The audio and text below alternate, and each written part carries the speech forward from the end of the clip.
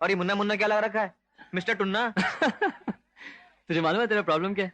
हाँ, क्या है? तू चाहता है तुझे कामयाबी बिना किसी मेहनत के मिल जाए। हम्म। ईमानदारी नाम की भी कोई चीज होती है कि नहीं?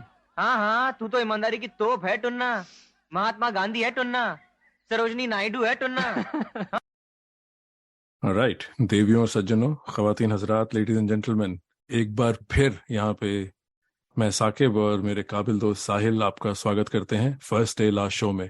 ये पॉडकास्ट आई थिंक ऑलमोस्ट 2 महीने पहले शुरू की थी हमने, और तब हमें बिल्कुल भी ये पता नहीं था कि इसका सेकंड एपिसोड होगा या नहीं, क्योंकि हम दोनों बहुत बड़े अमिताभ बच्चन फैन हैं। और काफ़ी टाइम से हम ये बात कर रहे थे कि हमें जो विजय का किरदार है उसके बारे में एक पॉडकास्ट रिकॉर्ड करनी है। और इस दौरान हमने काफ़ी बातचीत की और आज हम इस नतीजे पे हैं कि हम लोग एक दूसरा एपिसोड रिकॉर्ड कर रहे हैं। और इसी मौके पे साहिल, क्या हाल है तुम्हारा? बहुत टाइम हो गया हमने रिकॉर्ड नहीं किया, कैसे हो? बढ़िया साकिब भाई। हाँ, करना चाहिए था पिछले एपिसोड के बाद जो विजय वाला हमने किया था। और विजय एक ऐसा टॉपिक था जो हम दोनों के दिल के काफी करीब था। पर आज जिस टॉपिक पे हम बात करेंगे वो भी मैं समझता हूँ कि हम दोनों के ही काफी मेमोरीज इन दोनों किरदारों से और फिल्मों से जुड़ी हुई है। तो उम्मीद करते हैं कि आज भी एक अच्छा सा डिस्कशन रहेगा दोनों फिल्मों पर। और ये तो आई थिंक जो सुन रहे हैं लोग, अभी ये पॉडकास्ट इतनी पॉपुलर भी नहीं हुई। आई थिंक ज़्यादातर सुनने वाले या तो तुम्हें जानते हैं, बाकी सुनने वाले या तो मुझे जानते हैं, कुछ म्यूचुअल भी हो सकते हैं। तो आजकल क्या देख रहे हो? क्या कौन सी फिल्में वगैरह देखी हैं तुमने? क्या टीवी पे क्या देख रहे हो? मुझे पता है तुम्हें बहुत ज़्यादा मेरी तरह फिल्मों का और टीवी शोज वगैरह का शौक है आजकल। शर्मा परिवार में क्या देखा जा रहा है? कोई अच्छी फिल्म है जो तुमने रिसेंटली देखी हो जिसमें थोड़ी बहुत यहाँ पे चर्चा की जाए? अभी तो मैंने फर्जी देखा था रिसेंटली। फिर एक वध आई है नेटफ्लिक्स पर, वो देखी है। उसके अलावा मैं थोड़ी पुरानी इंग्लिश मूवीज देख रहा था। मैंने द वर्डिक्ट देखी सिडनी ल्यूमेट की, जो मुझे तो काफ़ी अच्छी लगी। मैंने काफ़ी सुन रखा था उसके बारे में, तो वो मैंने रिसेंटली देखी। तो हाँ, फिलहाल अगर पिछले हफ्ते की बात करें तो यही सब देखा है मैंने। और आपने क्या देखा है इन दिनों?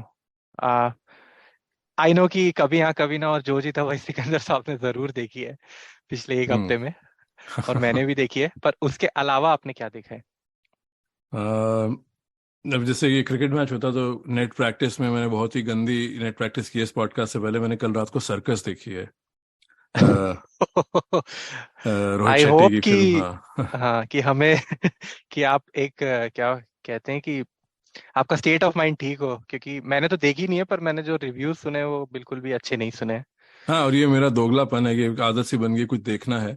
तो कल रात को हाँ। कुछ था नहीं हमारे पास देखने को, और ये कहना बहुत ही एक अजीब सी बात है क्योंकि इतने इतने एप्लीकेशंस और इतनी सर्विस एप्स सब्सक्राइब की हुई हैं, उसके बावजूद भी मैं रिमोट कंट्रोल पकड़ के बैठ जाता हूँ। शायद तुम भी यही करते हो। तो मेरी वाइफ को इस चीज़ में काफ़ी क्या कहते हैं, परेशानी होती है। वो कहते हैं बस कुछ पिक करो या पहले डिसाइड कर लो, ये ऐप से ब्राउज करना बंद करो।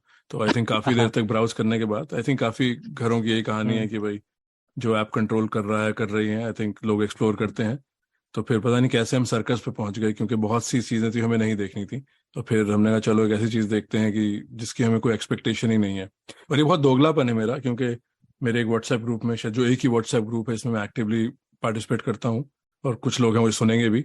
तो एक ट्विटर थ्रेड था कल शाहरुख खान की फिल्मों पे, बेस्ट वर्स्ट ओवररेटेड अंडररेटेड। तो उसमें किसी ने कहा मैंने डॉन टू नहीं देखी है। तो मैंने उनको बोला कि डॉन टू ना देखिए, इससे अच्छा डॉन या कभी हाँ कभी ना दोबारा देख लीजिए। और फिर मैंने ये एडवाइस देने के बाद मैंने सर्कस देखी। तो आई थिंक आई रेस्ट तो माई केस। आपको वहां पे उनको आई थिंक आप दूसरा सर्कस भी उनको रिकमेंड कर सकते थे, जो कि जो भी शाहरुख खान का ही है। आई थिंक हाँ, वो ये वाली सर्कस से, इवन दो लोग मुझे बोलेंगे कि तुमने सर्कस ये वाली रणवीर सिंह वाली देखी भी नहीं है और तुम इतने जजमेंटल हो रहे हो, बट मैं कह रहा हूँ कि वो वाला जो शाहरुख खान वाला सर्कस है वो तो डेफिनेटली वर्थ वॉचिंग है, क्योंकि तो तुम्हारा, अच्छा ये बहुत उसको तुमने देख अच्छी सकते हैं। बात कही। तो तुम्हारा नहीं देखने का क्या क्राइटेरिया है कि तुम किस क्रिटिक्स को या ट्विटर टाइमलाइन पे तुम्हारा अपनी रेटिंग क्या है? कि कोई क्रिटिक्स है इसको तुम फॉलो करते हो कि भाई उनका दिया हुआ फैसला अब सही है, या फिर तुम बॉक्स ऑफिस से इन्फ्लुएंस होते हो? तुम्हारा तुम्हारा गेम क्या है कि भाई कौन सी फिल्म देखनी है कौन सी नहीं देखनी? मुझे पता है कि तुम देखते हो तो हर चीज हो ज्यादातर जो अच्छी है, डिफरेंट लैंग्वेजेस की भी, पर तुम्हारा हाँ रिजेक्शन क्राइटेरिया क्या है? हाँ, अब जैसे आपने कहा ना कि अब बिकॉज ओटीटी के आने के बाद मैं बहुत चूजी हो गया हूँ। क्योंकि एक जमाना था कि जब मैं हिंदी फिल्में तो खास करके शायद 7-8 साल बीच में मैंने हर हिंदी फिल्म देखी होगी उस दौरान, ये 2006 से लेके 2016-17 तक, अगर 10 साल वो कहें। पर जब से ये ओटीटी आया तो मैं थोड़ा सा चूजी हो गया हूँ। और आपने जैसे कहा कि जो अदर लैंग्वेजेस की फिल्म्स आई है, जो आपको स्पेशली साउथ इंडियन सिनेमा देखने को मिलता है अब पिछले 3-4 सालों में, and I am a big Fahadh Faasil fan. तो मैं समझता हूँ उसके बाद मैं बहुत चूजी हो गया हूँ। तो अब हिंदी मूवीज का जो मेरा कंजम्पशन है वो बहुत कम हो गया, unless it really really like excites मी। तो जैसे कि मैंने रिसेंट में बहुत सारी मूवीज नहीं भी देखी, मैं कुछ और कुछ देखी भी हैं जिनसे मैं एक्साइट हुआ और वो मुझे बिल्कुल पसंद नहीं आई, जिसमें से एक थी जो हमने बात ही करी, अनेक। तो मेरा तो व्यूइंग पैटर्न बिल्कुल चेंज हो चुका है, क्योंकि मैं काफ़ी अब रीजनल सिनेमा और इवन लाइक जो वर्ल्ड सिनेमा है उसमें भी बिकॉज ऑफ ओटीटी इतना कुछ है देखने के लिए कि अब आप मतलब जो एवरेज सिनेमा होता है, या फिर जो हमारा जो लाइक बिलो एवरेज भी कह सकते हैं कुछ कुछ तो हिंदी सिनेमा में, वो तो बिल्कुल भी अब मैं नहीं देख पाता हूँ। और पर इसी कड़ी को मैं जोड़ते हुए आपसे ये पूछूंगा कि मेरे साथ तो अक्सर ये बहुत होता है, और ये मेरा नॉस्टैल्जिया है कि उसके कारण मैं ये करता हूँ कि मैं 90s की फिल्में काफ़ी देखता हूँ, और जो मेरे दौर की फिल्में हैं 2000 अर्ली 2000 की, इवन जो खराब फिल्में भी हैं, जैसे कि हम कल ही एक बात कर रहे थे कुछ दोस्त, तो हमने सारे 90s के गाने हम सारे डिस्कस करने लगे, और बहुत सारी फिल्में ऐसी थी जो कि मैं शायद आप फैमिली के साथ या थिएटर में नहीं जाएंगे देखने। लेकिन मेरे साथ जो आपने कहा ना कि आप ब्राउज करते करते हैं, मेरे साथ बहुत बार ये होता है कि मैं ब्राउज करता हूँ और फिर मैं यूट्यूब पे चला जाता हूँ और फिर मैं गुलाम देखने लगता हूँ या फिर सरफरोश देखने लगता हूँ, या कभी हाँ कभी ना देख लेता हूँ, बाजीगर देख लेता हूँ। तो मेरे साथ तो ये बहुत होता है, और ये बिल्कुल नॉस्टैल्जिया के कारण होता है। ये तो तब भी जो मैंने नाम लिया अच्छी फिल्में, कुछ कुछ बिलो एवरेज फिल्म्स भी होती हैं जो कि इतनी खराब होती हैं कि मैं पहुंच जाता हूँ देखने उनको। जैसे कि एक आप मुझे अच्छे लगने, it's such a terrible film कि, but I don't know, it's so bad that I find it very good. और अ, तो ये आपके साथ भी ऐसा होता है कि आप ब्राउज कर रहे हैं, आपको कुछ हाँ, क्योंकि मेरे साथ होता है कि आपको बिल्कुल। समझ में नहीं आया और फिर आप एक अपने कंफर्ट जोन में जाके फिर एक पिक्चर उठाते हैं और फिर वो देख के सो जाते हैं। भाई हम लोग फिल्म फैन है, राइट? तो आई थिंक ये जो तुमने कहा इसको गिल्टी प्लेजर ही कहेंगे कि वैसे तो मैं अपने दोस्तों में या घर वालों में बैठ के फिल्मों पे बहुत टिप्पणी दे रहा हूँ, जैसे कि मैंने कोई बहुत फिल्म स्कूल गया हूँ या मैंने फिल्म राइटिंग का कोर्स किया है या मुझे फिल्मों को ब्रेक डाउन करना आता है। मेरा सीधा सा रिलेशन है फिल्मों के साथ, बचपन से देख रहे हैं, इतने टिकटों में पैसे खर्च किए हैं, हर तरह से फिल्म मीडियम को हाँ सपोर्ट किया है, तो अपने वे में घर पे तो ओपिनियन देने का हक बनता है। बट उसके बावजूद जैसे मेरी वाइफ है, मेरी सिस्टर है, जो मेरे करीबी लोग हैं, कई लोग उनको एक फिल्म को दोबारा देखने की वैल्यू बिल्कुल समझ नहीं आती।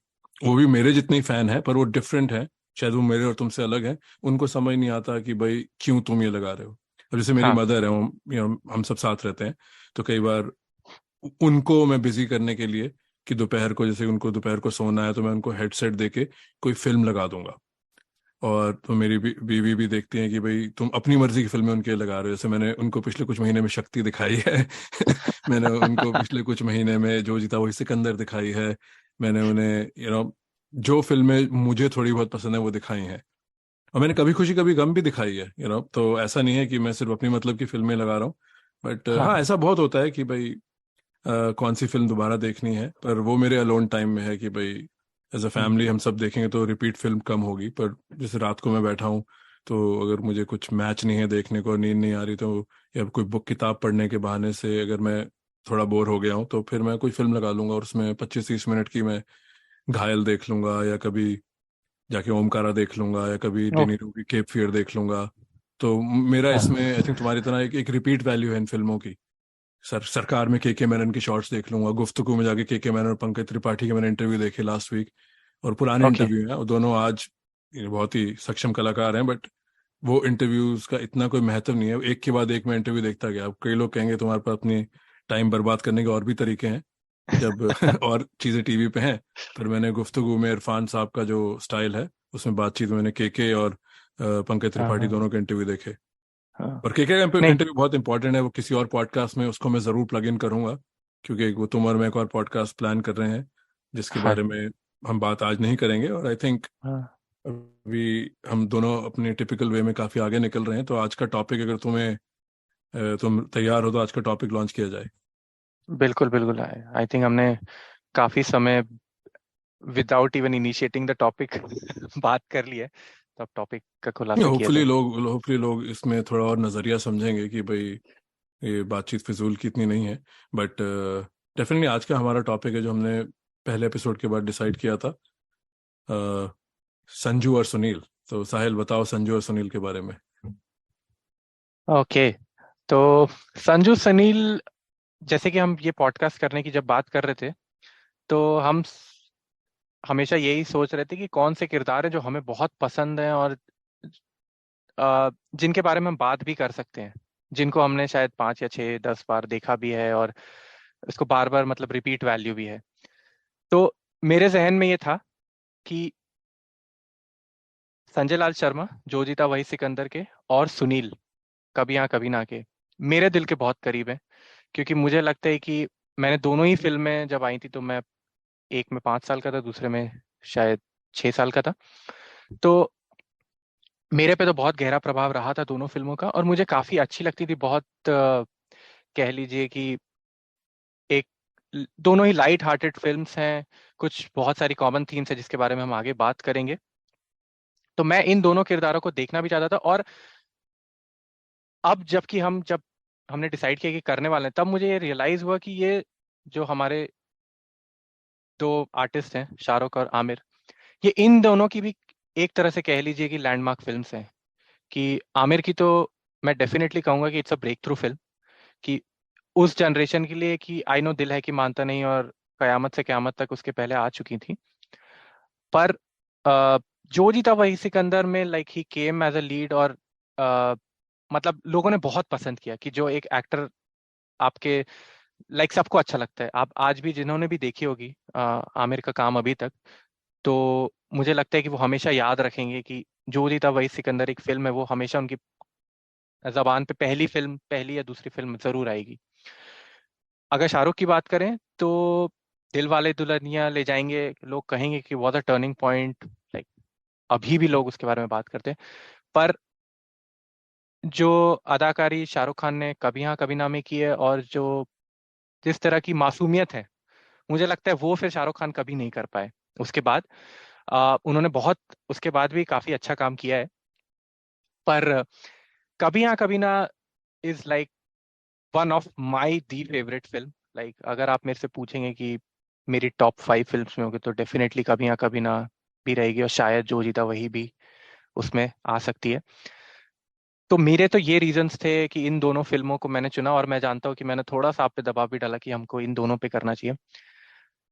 अब मैं आपसे ये पूछना चाहता हूँ कि आप और मैं बार बार हम दोनों की उम्र की बात नहीं करना चाहता कि पर आप मेरे से थोड़े से बड़े हैं, तो आपने जब ये फिल्म देखी होगी, तो श्योरली आपकी जो कहते हैं कि आप जिस अवस्था में रहे होंगे, वो बहुत डिफरेंट होगी उस समय। क्योंकि मैं तो बच्चा था, और मेरी तो मतलब बार बार रिपीट व्यूइंग पे मुझे काफी सारी चीजें समझ में आई हैं। पर एज एन ऑडियंस, जब आप शायद 15 साल के थे या 14 15 साल के जो भी थे, जब आपने देखी, तो ये दोनों ही फिल्में आई थिंक जो टॉपिक्स भी हैं इस फिल्मों के, वहां पे एक स्कूल लाइफ दिखाई है, कॉलेज लाइफ दिखाई है, सॉरी स्कूल लाइफ दिखाई है, और इधर भी कभी यहाँ कभी ना में भी he is like in college, right. तो आपका क्या एक्सपीरियंस था इन दोनों फिल्मों का, और फर्स्ट आपके इंप्रेशन क्या थे इन दोनों को देख के, फिल्म्स को भी, और इवन आमिर शाहरुख के आपके क्या एक्सपीरियंसेस है दोनों को पे नहीं, आई थिंक देख के? सबसे पहले तो मैं यही कहूँगा कि भाई हमने जो ये ट्विटर की दोस्ती को एक रियल लाइफ की दोस्ती में, अभी हम लोग मिले नहीं हैं, डिफरेंट कॉन्टिनेंट्स में रहते हैं, एक अंजाम दे दिया है, फ़ोन पे काफ़ी बात होती है, पॉडकास्ट शुरू कर दिया है। और मैं ये आपको बताना चाहूँगा यहाँ सुनने वालों को कि ये मेरे दोस्त साहिल, ये बिल्कुल आमिर खान और दिलीप कुमार की तरह है। ये पॉडकास्ट को भी इतना सीरियस लेते हैं, जो कि होना चाहिए। और मैं तो पॉडकास्ट फिर भी कर रहा हूँ क्रिकेट और टेनिस पे काफ़ी टाइम से। इनको भी टॉपिक पहले पसंद आना चाहिए। और मैं इनका मजाक नहीं उड़ा रहा इसमें, ये बहुत ही संजीदा हैं, इस काम के बारे में सोचते हैं, फिर ये उन सब्जेक्ट्स पे हम डिस्कस करते हैं। तो ऑफ कोर्स हम दोनों प्रोफेशनल्स हैं कॉर्पोरेट वर्ल्ड में, और भी जिम्मेदारियां हैं और भी चीज़ें हैं, बट मुझे इनसे ये सीखने को बहुत मिला है कि मैं बहुत उतावला हो जाता हूँ, चलो करते हैं।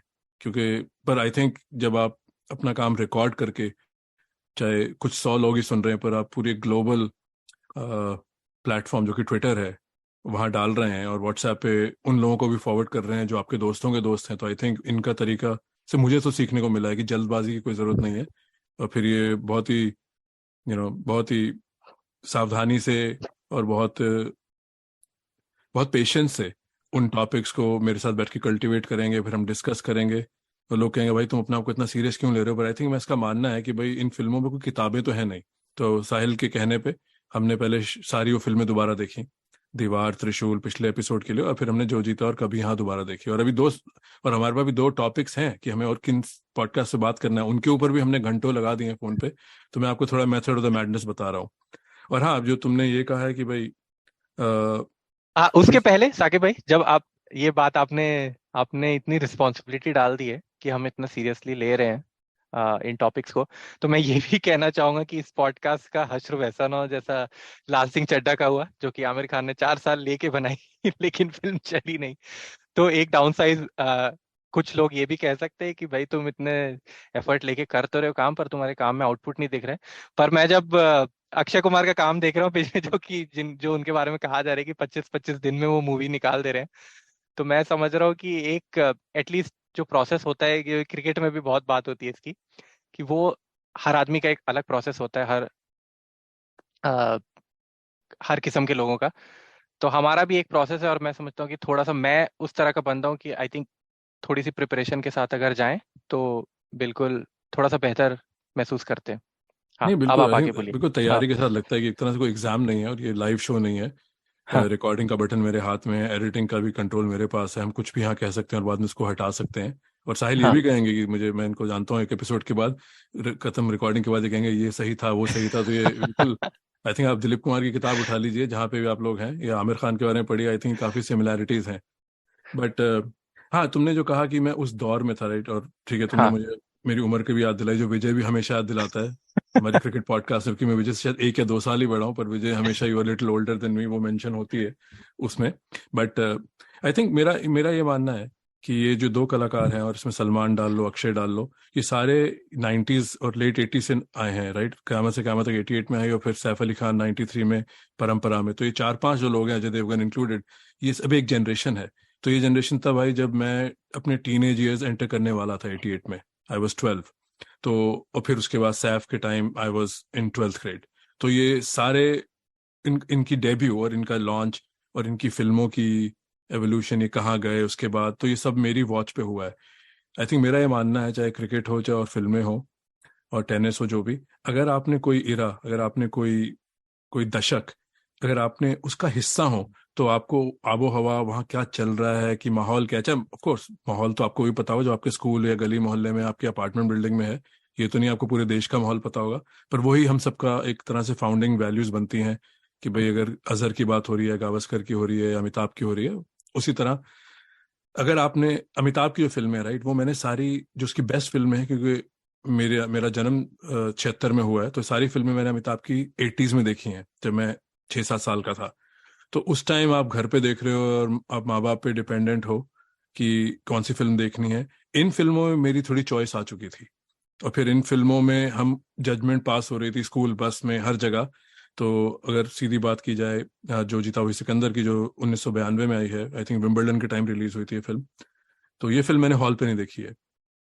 जो मेरी सारी फेवरेट फिल्म है, तुम्हारी तरह ये भी मेरी, आई थिंक बेस्ट तो सब्जेक्टिव वर्ड है, पर डेफिनेटली अगर मेरी हिंदी की फिल्में हो, टॉप 10 फेवरेट फिल्में, दीवार, ओमकारा और ये दोनों फिल्में उसमें ज़रूर होंगी किसी ना किसी रैंकिंग में। और इसमें बहुत गहरा ताल्लुक है, ये सिर्फ फेवरेट ही नहीं, मुझे इन फिल्मों का काम भी काफ़ी टाइमलेस लगता है। और फिर इनका जो जो एक इम्पैक्ट है, एक मेरे जैसे यूथ पे था जो बहुत फिल्में देख रहे थे। तो आई थिंक तुमने सही कहा कि आमिर खान की आई थिंक 12वीं या 13वीं फिल्म थी, क़यामत से क़यामत तक से अगर डेब्यू मानी जाए, और यादों की बारात में तो चाइल्ड आर्टिस्ट बन के आए, तो उन फिल्मों को हटा दिया जाए तो आमिर खान की एंट्री इतनी, जैसे कहते हैं, इतनी प्रभाविक नहीं थी मेरे लिए। क़यामत से क़यामत तक में बहुत अच्छे थे, पर बीच में लव लव लव और जो सारी फिल्में थी, तुम मेरे हो, और क्या, दीवाना मुझसा नहीं, उनमें अव्वल अव्वल नंबर। नंबर। हाँ, तो तब मुझे एक्टिंग का इतना इल्म भी नहीं था। तो एक, यहाँ पे हर किसी की, मेरा कोई बड़ा भाई नहीं है, राइट, तो मेरी छोटी बहन है। तो ज़्यादातर आई थिंक, मैं नहीं कहूँगा वो मुझसे इन्फ्लुएंस हुई हैं, पर मेरे इन्फ्लुएंस के लिए मेरे फादर, और फिर मेरे एक दो दोस्त, उनके बड़े भाई, मैं उनके यहाँ बहुत आता आता था। तो वहाँ मुझे हम्म, पहली बार सुनने को मिला था कि आमिर खान अच्छे एक्टर हैं।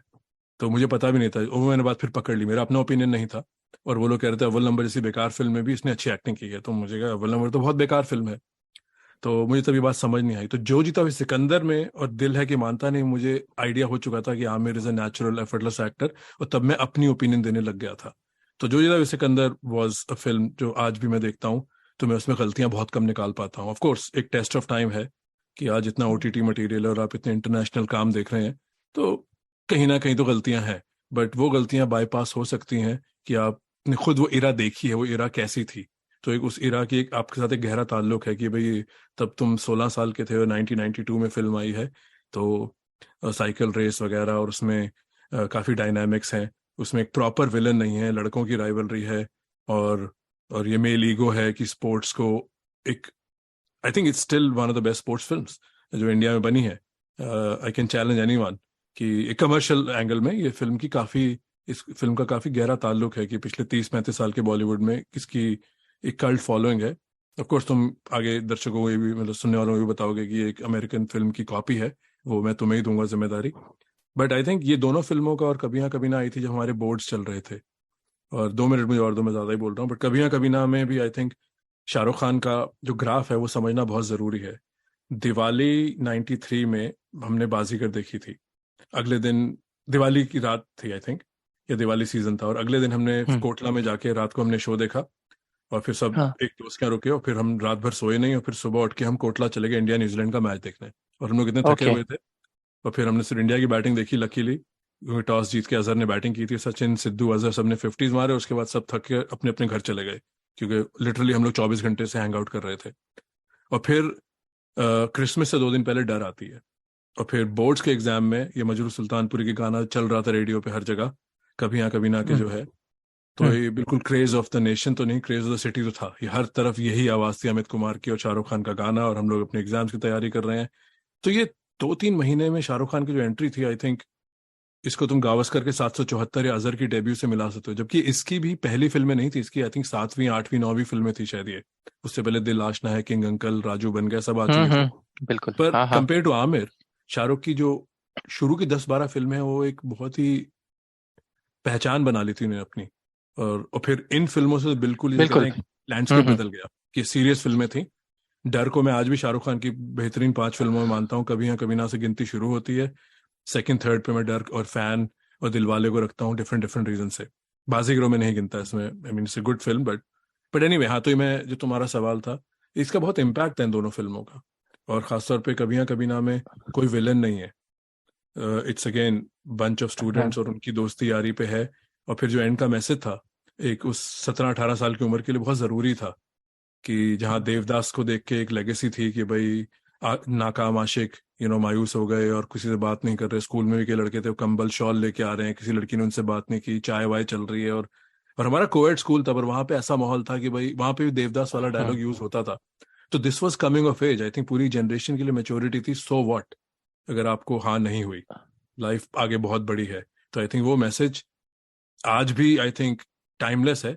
करण जौहर ने वो मैसेज ए दिल मुश्किल में बहुत ही बेहूदगी से बताने की कोशिश की है, कोई जरूरत नहीं थी, लोग समझ चुके थे, बेकार फिल्म थी वो, जबकि रणबीर बहुत अच्छे एक्टर हैं। तो कि वन साइडेड लव या जो भी, एक तरफा आशिक, आई थिंक कभी ना कभी ना में कुंदन शाह ने बहुत मेच्योरिटी से एक यंग एज के लिए हैंडल किया था, और वो आने वाली नस्लों के लिए एक तरह सा एक पैगाम था कि भाई, इट्स ओके, हार ये हाना हाँ, चलती रहती है। तुम्हें क्या लगता है, तुमने फिल्म तो 7-8 साल बाद देखी होगी, ये कब देखी तुमने फिल्म? 94 में तुम 6 साल के थे, तो तुम्हारी क्या हाँ, मेमोरी है फिल्मों की? सी, आपने जो शाहरुख खान के बारे में कहा, बिल्कुल, अगर उस दौरान देखा जाए, तो अब तो आमिर खान की एक इमेज है कि एक टाइम पे एक ही फिल्म कर रहे हैं और बहुत सोच समझ के करते हैं। पर उस समय जो अभी आपने फिल्मों के नाम लिए, कि मुझे याद है कि बहुत सारी फिल्में तो मैंने थिएटर में नहीं देखी हैं। लाइक दिल है कि मानता नहीं अगर हटा दें, तो उसके अलावा जो जीता वही सिकंदर, तो बीच में जो ये फिल्में आई हैं जो भी आप कह रहे थे, तुम मेरे हो और ये लव लव लव और ये सब तो मुझे तो याद भी नहीं है कि हम मैंने देखी भी थी, और बाद में ही इन पे मतलब देख के बस हंसे ही हैं कि ये कैसी फिल्म है।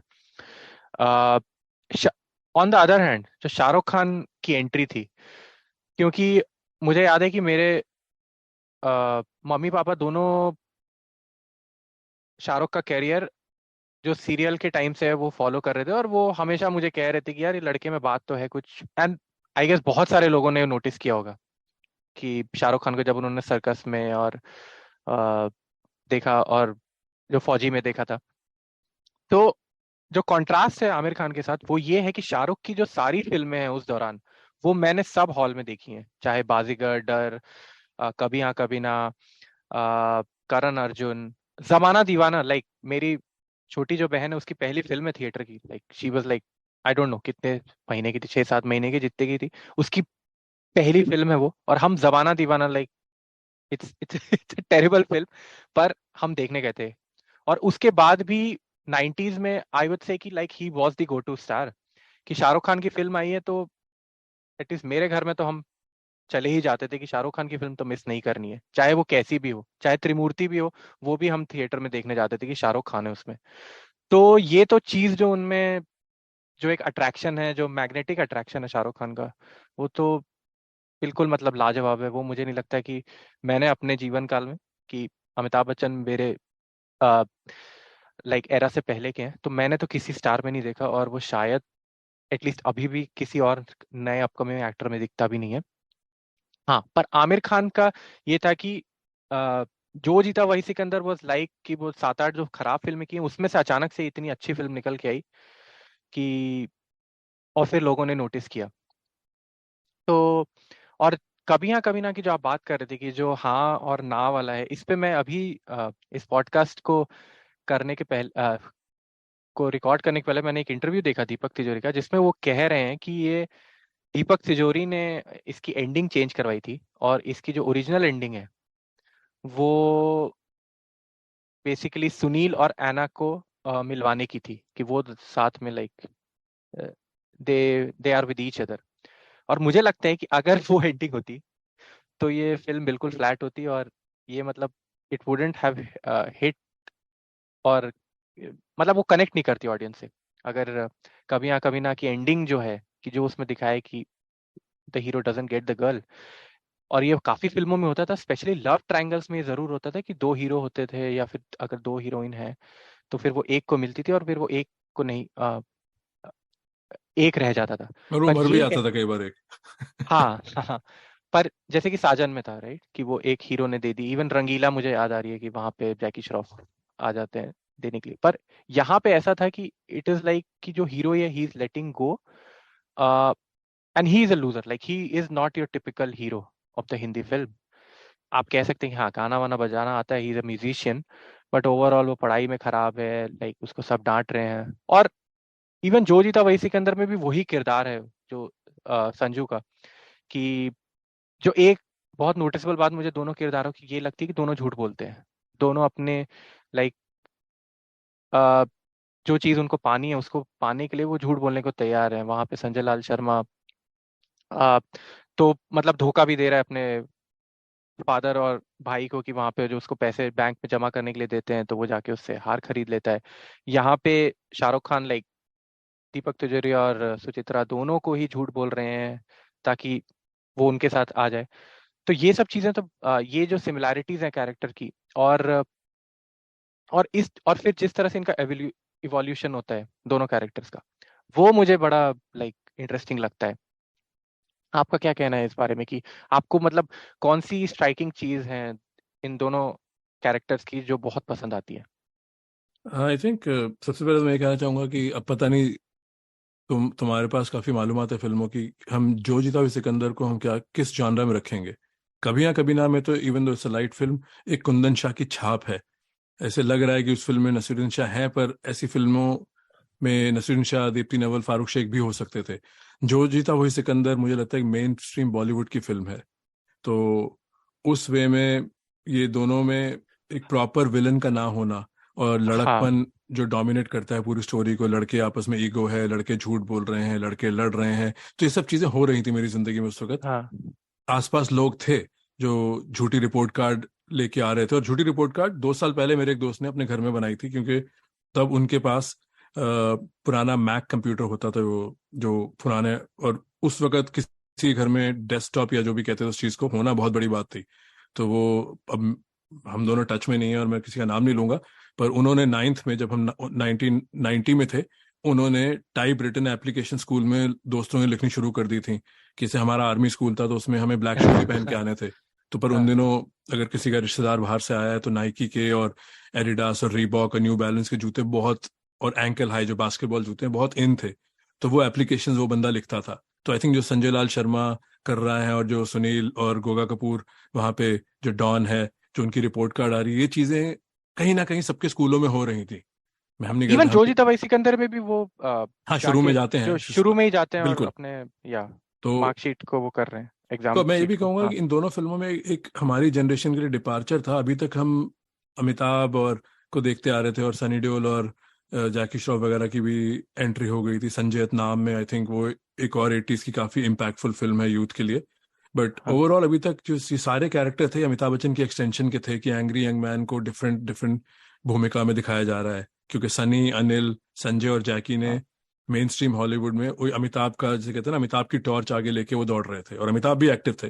तो ये जो दो किरदार हैं, सुनील और सॉरी संजय और सुनील, क्योंकि इस ऑर्डर में आए हैं, ये एक हाँ बिल्कुल ही एक नया, एक नई हिंदी फिल्मों की एंट्री थी, कि भाई अब ऐसे लोग हीरो हैं जो आजकल का नौजवान, कॉलेज का, स्कूल का, उनसे रिलेट कर रहा है।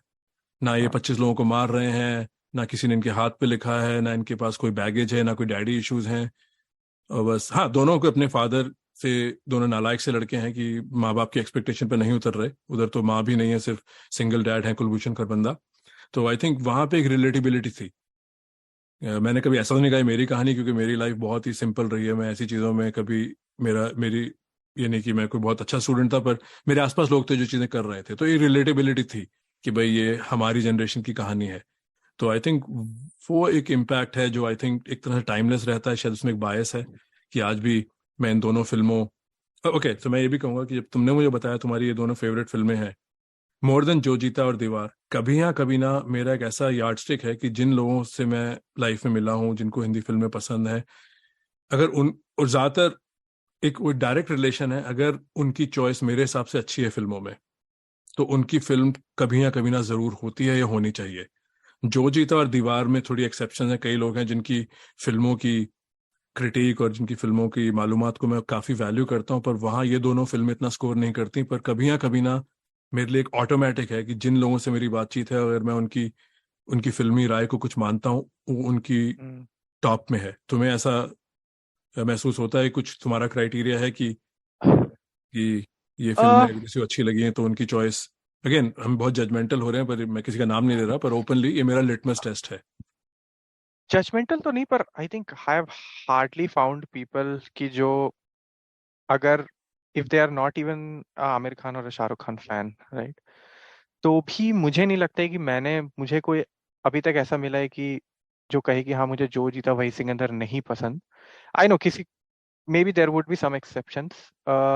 इवन कभी हाँ कभी ना भी मैं वही कहूंगा कि शायद एक दो लोग हैं जो जो वो कह रहे हैं ना कि वो थोड़ी सी उसमें त्रुटियां निकालते हैं, कि कमियां निकालते हैं, पर as a film I don't think कि जब आप उसको देखते हैं कि किसी ने भी ये कहा है कि नहीं यार खराब फिल्म है, कि मजा नहीं आया इसको देख के। उसमें मतलब कुछ लोगों के अपने व्यू पॉइंट्स होते हैं कि ये क्यों दिखा दिया, वो क्यों दिखा दिया, ऐसा इस कैरेक्टर को ऐसा नहीं दिखा सकते थे, उसको वैसा दिखा सकते थे।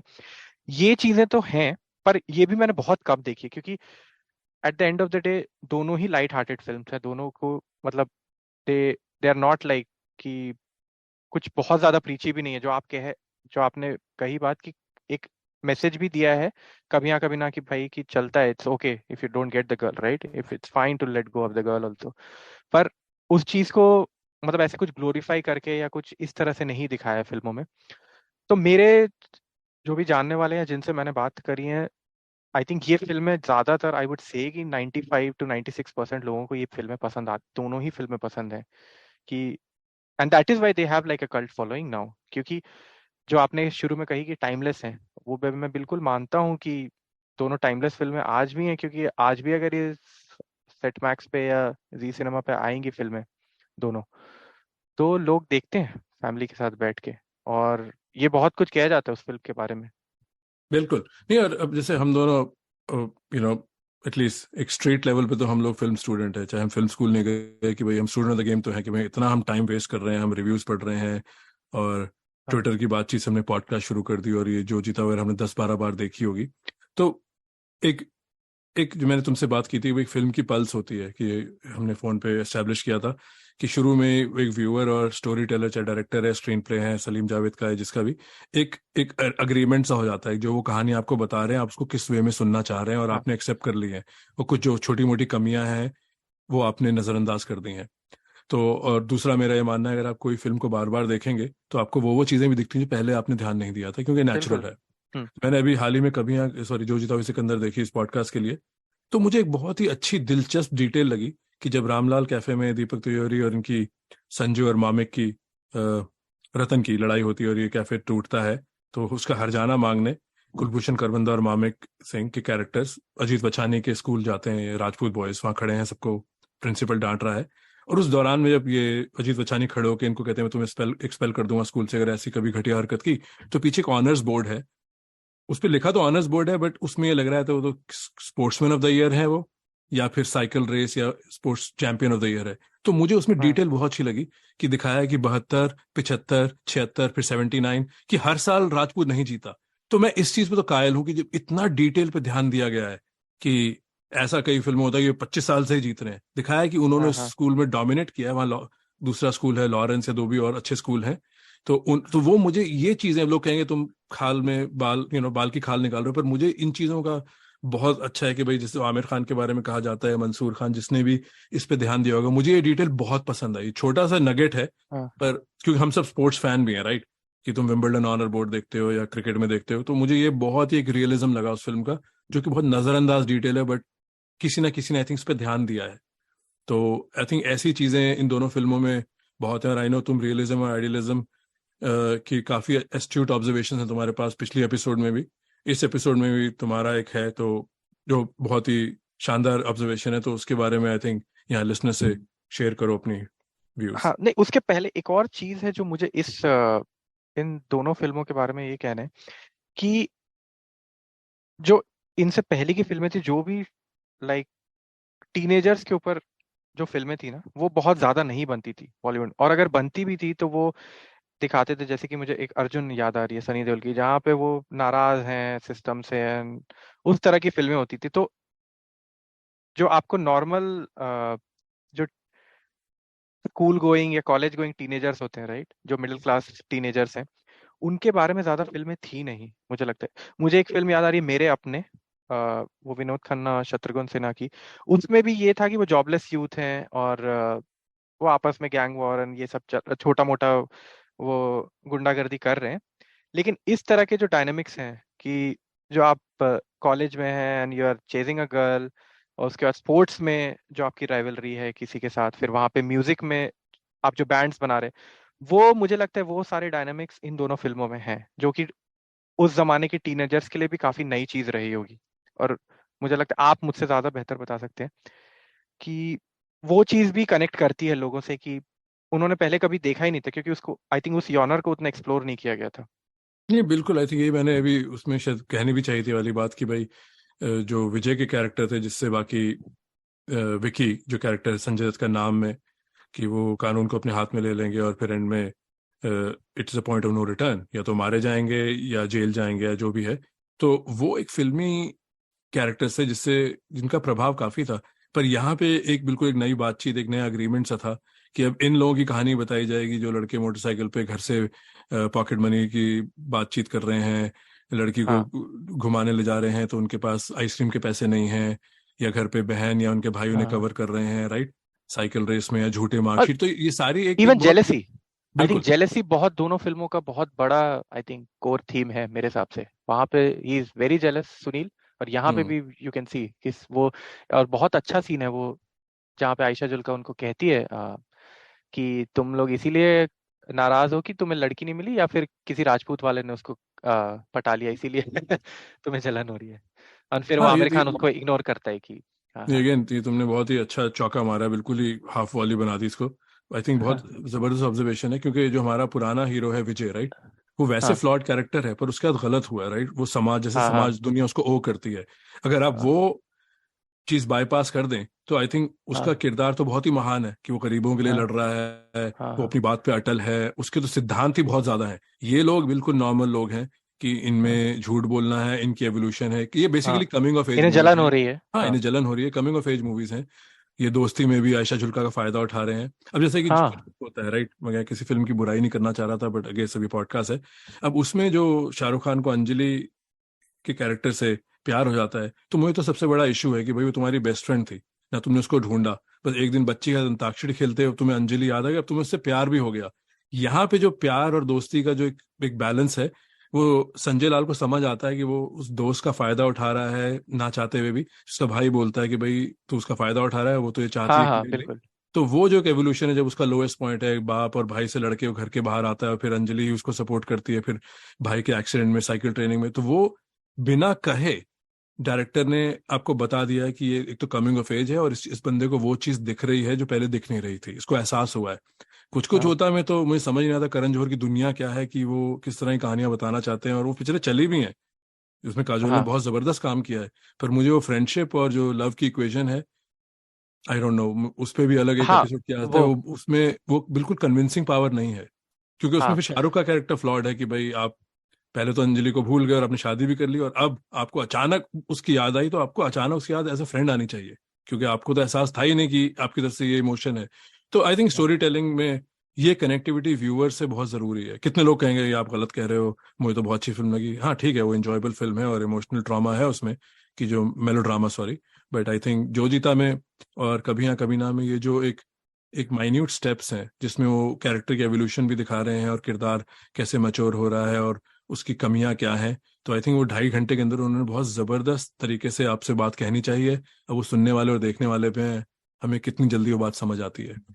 और जो जीता वही की एक और जो मुझे स्ट्राइकिंग बात लगती है कि उसकी जिस तरह से कहानी लिखी गई है, कि वहां पे उसे हर मौके पे ये बताया जा रहा है कि भाई कि वो गलत है, संजू, कि मतलब गलत है, या फिर उसे मतलब उसके आसपास के जो लोग हैं, चाहे चाहे उसका भाई हो या फिर उसका फादर हो, वो और इवन जो उसकी फ्रेंड है आयशा जुल्का, वो भी ये चीज उसको बार बार हर मौके पे बता रहे हैं कि जब वो कहता है कि भाई हमें इनका जवाब देना चाहिए, वो आके कह जाते हैं दीपक तिजोरी कि यहाँ का कोई लोकल लौंडा मुझे नहीं हरा सकता, तो फिर वो खाने की टेबल पे कहता है कि हमें इनका जवाब देना चाहिए, और फिर अंजलि भी कहती है कि हाँ, और फिर वहां पे कुलभूषण खरबंदा की एंट्री होती है और वो कहते हैं कि क्या फिजूल की बातें करते रहते हो, केवल मार धाड़ से नहीं होता है जवाब, जवाब रतन देगा साइकिल से। ऐसे ही फिर आगे भी हर जगह मुझे लगता है कि जब वो देविका को कॉन्फ्रंट करता है, तो वहां पे भी उसका भाई आता है और वो कहता है कि देख ये झगड़ा बहुत आगे जाएगा। तो उसका भाई, तो मुझे ये लगता ही है कि जो उन्होंने कैरेक्टर लिखे हैं संजय और रतन की, even though Aamir Khan is the hero of the film, he is like the conscience of Sanjay, कि वो उसे हर चीज पे गाइड कर रहा है, उसे हर चीज, उसे सही दिशा दिखा रहा है जो हम कहते हैं। और नहीं बिल्कुल। ये हाँ, और ये चीज मुझे काफी अच्छी लगती है उस फिल्म की, जो और इसी से मैं आगे एक और चीज आपको कहना चाह रहा था कि जो सिबलिंग रिलेशनशिप है दोनों फिल्म्स का, जो जीता वही सिकंदर में तो काफी प्रोमिनेंट है, और आई थिंक पूरी फिल्म ही दोनों भाइयों की ही कह सकते हैं एक तरह से कहानी है। इवन कभी हाँ कभी ना में जो लाइक ब्रदर सिस्टर रिलेशनशिप है, आई थिंक आई लाइक आज भी मैं समझता हूँ कि वो जो स्पेशली जो लास्ट सीन है, and when he is giving the ring, when he is like, क्या उसको बेस्ट मैन ही बोलते हैं, जो वो खड़ा हुआ है उन दोनों के साथ, क्रिस और आना के साथ, और फिर वो अपनी बहन की तरफ देखता है। आई थिंक मैं तो आज भी उस सीन का फैन हूँ, और आज भी मैं आंख में आंसू आ जाते हैं। और जिस तरह से यहाँ पे तारीफ करने की सादिया सिद्दीकी की, कि उन्होंने वो जो एक सीन में वो कहा है कि वो पूरे चर्च में जो बैठी है उस सेलिब्रेशन में, उस शादी में, और वो ही एक बंदी है वहां पे जो समझ रही है कि सुनील कैसा फील कर रहा है, and she is very sad at that moment कि ये गलत हो रहा है, ये चीज, कि ये भले बाहर से दिखा रहा है खुश है, लेकिन ये खुश नहीं है, और वो भी रो रही है आंसू में। और मुझे लगता है ये sibling relationship is also a very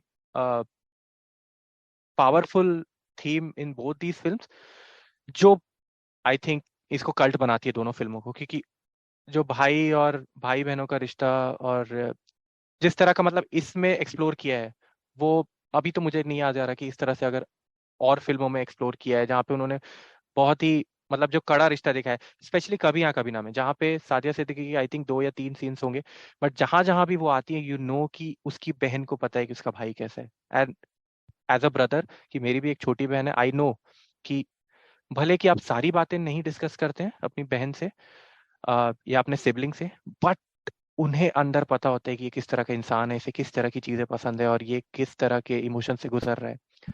तो वो मुझे बहुत पावरफुल लगता है दोनों फिल्मों का। आपको क्या लगता है? बिकॉज आई आई नो कि आपने पहले ये बात कही थी कि आपने अपनी बहन के साथ भी ये डिस्कस किया है, तो आपको क्या लगता है इन दोनों फिल्मों में जो सिबलिंग रिलेशनशिप दिखाया गया है?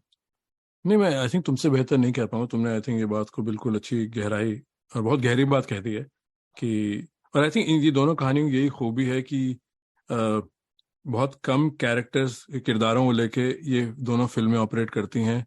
और उसमें चाहे तुमने कहा भी सादिया सिद्दीकी हो या इसमें मामिक हो, उनके कितने भी सीन हैं ज़्यादा कम, पर उनके सीन इम्पैक्ट हैं, वो कहानी को आगे लेके जाते हैं और कहानी को समझाते हैं।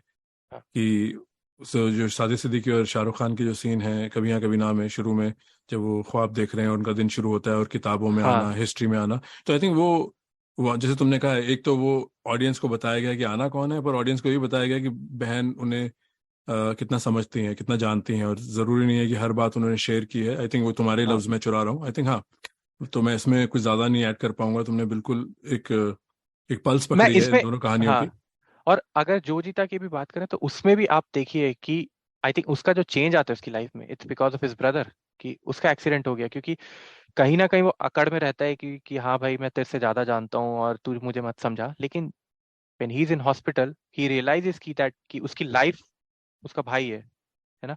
और उसके बाद भी जब उसे वो लगता है, उसे पता चलता है कि शेखर मल्होत्रा और उसके दोस्तों ने उसे गिराया था वहां पहाड़ से, तो वो कहता है कि अब मैं छोड़ूंगा नहीं उन्हें। और फिर वहां पे अगेन वो जो मैंने पहले कहा था कि वो कॉन्शियस है उसका, और वो फिर वो कहता है कि देख, मैं जब ठीक हुआ तो मुझे रियलाइज हुआ कि तू बदल चुका था, कि like you are a change person, और अगर तू चाहता है मेरे लिए कुछ करना तो तू ये रेस कर। एंड आई थिंक बहुत पावरफुल मैसेज है वो, कि बिकॉज आई थिंक आपके लिए शायद कोई भी आपसे दोस्त मांगे, आपकी फैमिली में या आपके फ्रेंड्स कुछ बात करें, लेकिन आई थिंक जब भाई या बहन की बात होती है, I think there is a very different emotion जो होता है। मतलब मेरे पास I don't have the right words to explain that, but जब आपसे बहन कुछ मांगती है या भाई कुछ बोलता है कि हक से मांगता है ना, या फिर वो कुछ कहता है, तो उसका इम्पैक्ट ही एक अलग होता है। तो वो चीज मुझे दोनों फिल्मों में लगती है कि वो आई think they have captured it perfectly मेरे हिसाब से। और वो सब चीजें हैं, वो सीन्स हैं जो कि हम जाके बार बार दोबारा देखते हैं क्योंकि वो हमें पसंद आते हैं। नहीं, बिल्कुल सही। तो हाँ इसी बात को आगे बढ़ाते हैं। हाँ तो दीपक तिजोरी, राइट, जो दोनों फिल्मों में है, तो आई थिंक वहाँ भी एक, आई एम श्योर कि भाई वो स्टार नहीं बन पाया उनका। तुमने कहा एक इंटरव्यू भी आया है और ये फिल्मों में वो मेहनत कर रहे थे और आसपास और काफ़ी फिल्मों में थे, चाहे वो सड़क हो, चाहे दिल है कि मानता नहीं में कैमियो हो, आशिकी हो। तो वो थे इस दौर में एक हाँ। एक खिलाड़ी। एक हाँ, खिलाड़ी, एक हर किसी, हाँ सलमान को छोड़ के उन्होंने आई थिंक इन सबके साथ काफ़ी प्रोमिनेंट रोल किए हैं।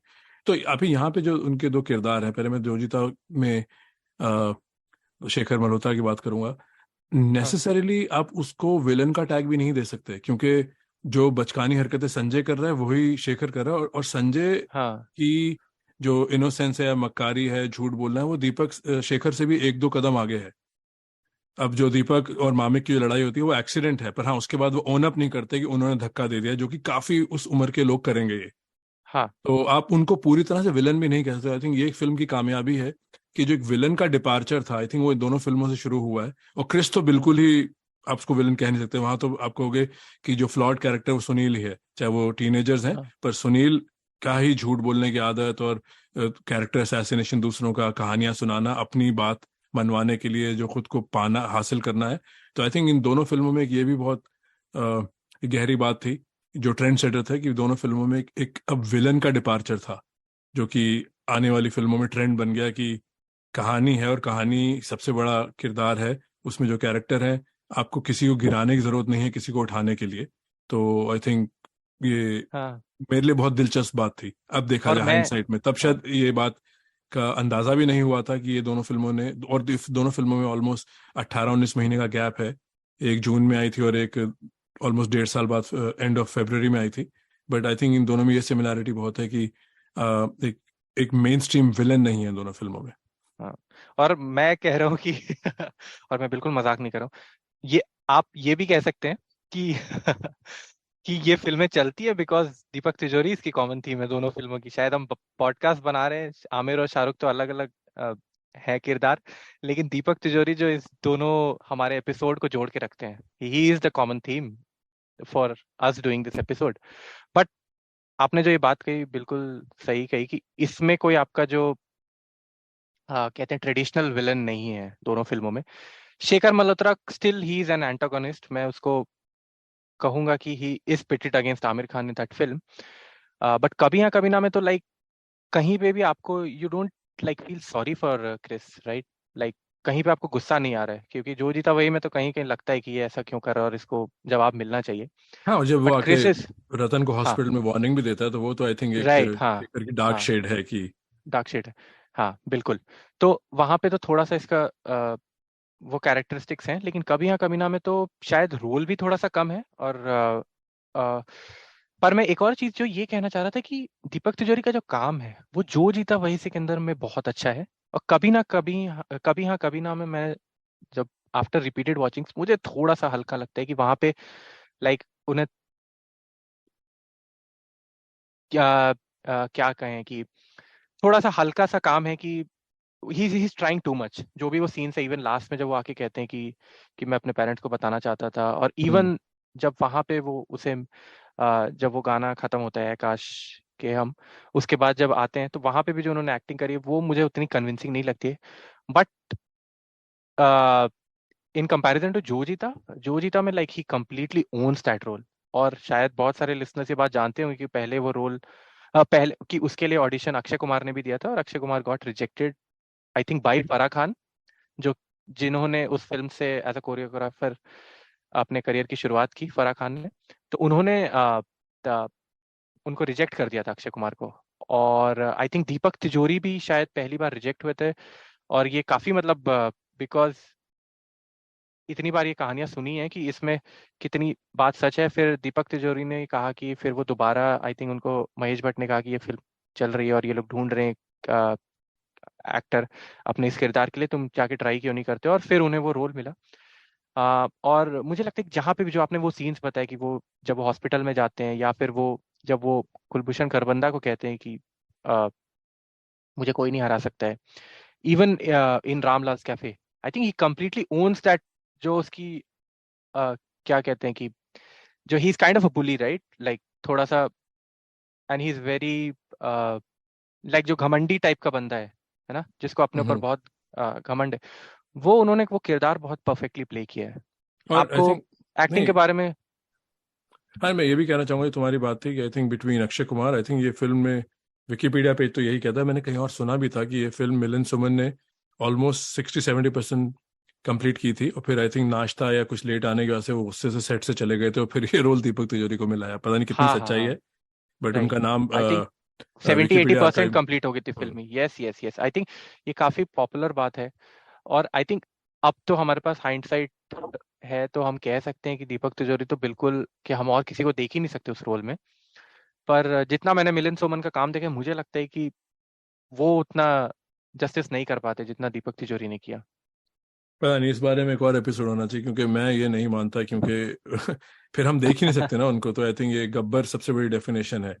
तो अगर डैनी ने शोले कर दी होती, गब्बर शोले की हाँ सोल है, बट तब भी शोले मुझे लगता है बहुत ही कामयाब फिल्म होती है, फिर दुनिया को पता ही नहीं होता कि अमजद खान कौन है. तो ये कॉन्वर्सेशन तो बहुत ही मुश्किल है मेरे हिसाब से. हाँ, ये है हाँ कि भाई चाहे आकाश आमिर खान हो जो रोल ऋतिक रोशन को दिया गया था, ऐसे तो बहुत रोल है जो अब हम किसी हाँ. और को इमेजिन नहीं कर सकते. संजय दत्त, मुन्ना भाई, शाहरुख खान को ऑफर हुआ था, तो इस पे भी एक एपिसोड होना चाहिए. बट मेरा थोड़ा सा इसमें नजरिया डिफरेंट है क्योंकि आप वो कंपैरिजन तो हो ही नहीं सकता क्योंकि हमने देखा ही पर्दे पे सिर्फ एक बंदे को, एक या एक शख्सियत को रोल करते हुए. तो नहीं नहीं, वो वहां आपकी पे बात सही है वहां पर.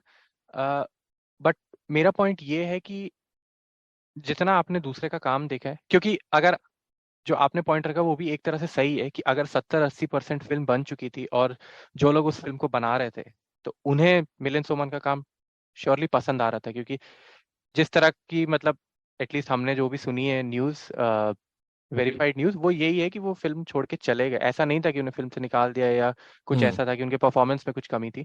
तो डेफिनेटली, और मैंने तो ये सुना है कि 70-80% तक बन चुकी थी फिल्म। तो बिल्कुल ये बात तो है कि जो इन्होंने स्क्रिप्ट लिखी है और जो डायरेक्ट कर रहे हैं और जो जो हमसे ज़्यादा इन्वेस्टेड है फिल्म में, अगर उन्होंने उसको, if he was the first choice, तो डेफिनेटली कुछ तो उन्होंने भी देखा होगा। पर मैं कह रहा हूँ कि जो मिलिंद सोमन का मैंने उसके बाद काम देखा है, मैं उसके बेसिस पे कह रहा हूँ कि हाँ, कि मुझे ऐसा लगता है कि शायद जस्टिस नहीं हो पाता। पर हाँ, ये एक नहीं, आपका भी वैलिड पॉइंट है कि हाँ, तुम्हारी बात तो बिल्कुल कि सही है, क्योंकि तुम और मैं जो भी, हम काम देख के ही ये वाले गैस कर सकते हैं, क्योंकि इस एक्सरसाइज में और तो किसी तरह से इस चीज को मुकम्मल नहीं किया जाता, क्योंकि अब हम जो मिलन सुमन को देखेंगे या हम जो शाहरुख खान को हाँ, देखेंगे तो क्या वो मुन्ना भाई कर सकते थे? अब ये तो एक एक हाइपोथेटिकल डिस्कशन है, क्योंकि मुन्ना भाई तो एक ही हाँ, बंदे ने की है। हाँ, पर बाकी सारे शाहरुख खान का कैरेक्टर पूरे जो उन्होंने प्ले किए हैं, उसको लेके डिबेट हो सकती है कि भाई, पर मेरा सिर्फ ये मानना है कि जो फिल्म मेकिंग है और जो हाँ, कास्टिंग है, या अगर डायरेक्टर कास्ट कर रहा है या स्क्रीन राइटर कर रहा है, तो ये इनकी विजन है। पर्दे पे आने से पहले, साउंड इफेक्ट से पहले, म्यूजिक से पहले, ये इनका मानना है। तो जैसे कि सलीम जावेद ने जब, अब जैसे जंजीर के बारे में कितनी कहानियां हैं कि धर्मेंद्र और जावेद अख्तर का ओपनली इस पे डिसएग्रीमेंट हुआ हुआ है ट्विटर पे। जावेद अख्तर ने शायद धर्मेंद्र की बात का जवाब भी नहीं दिया था।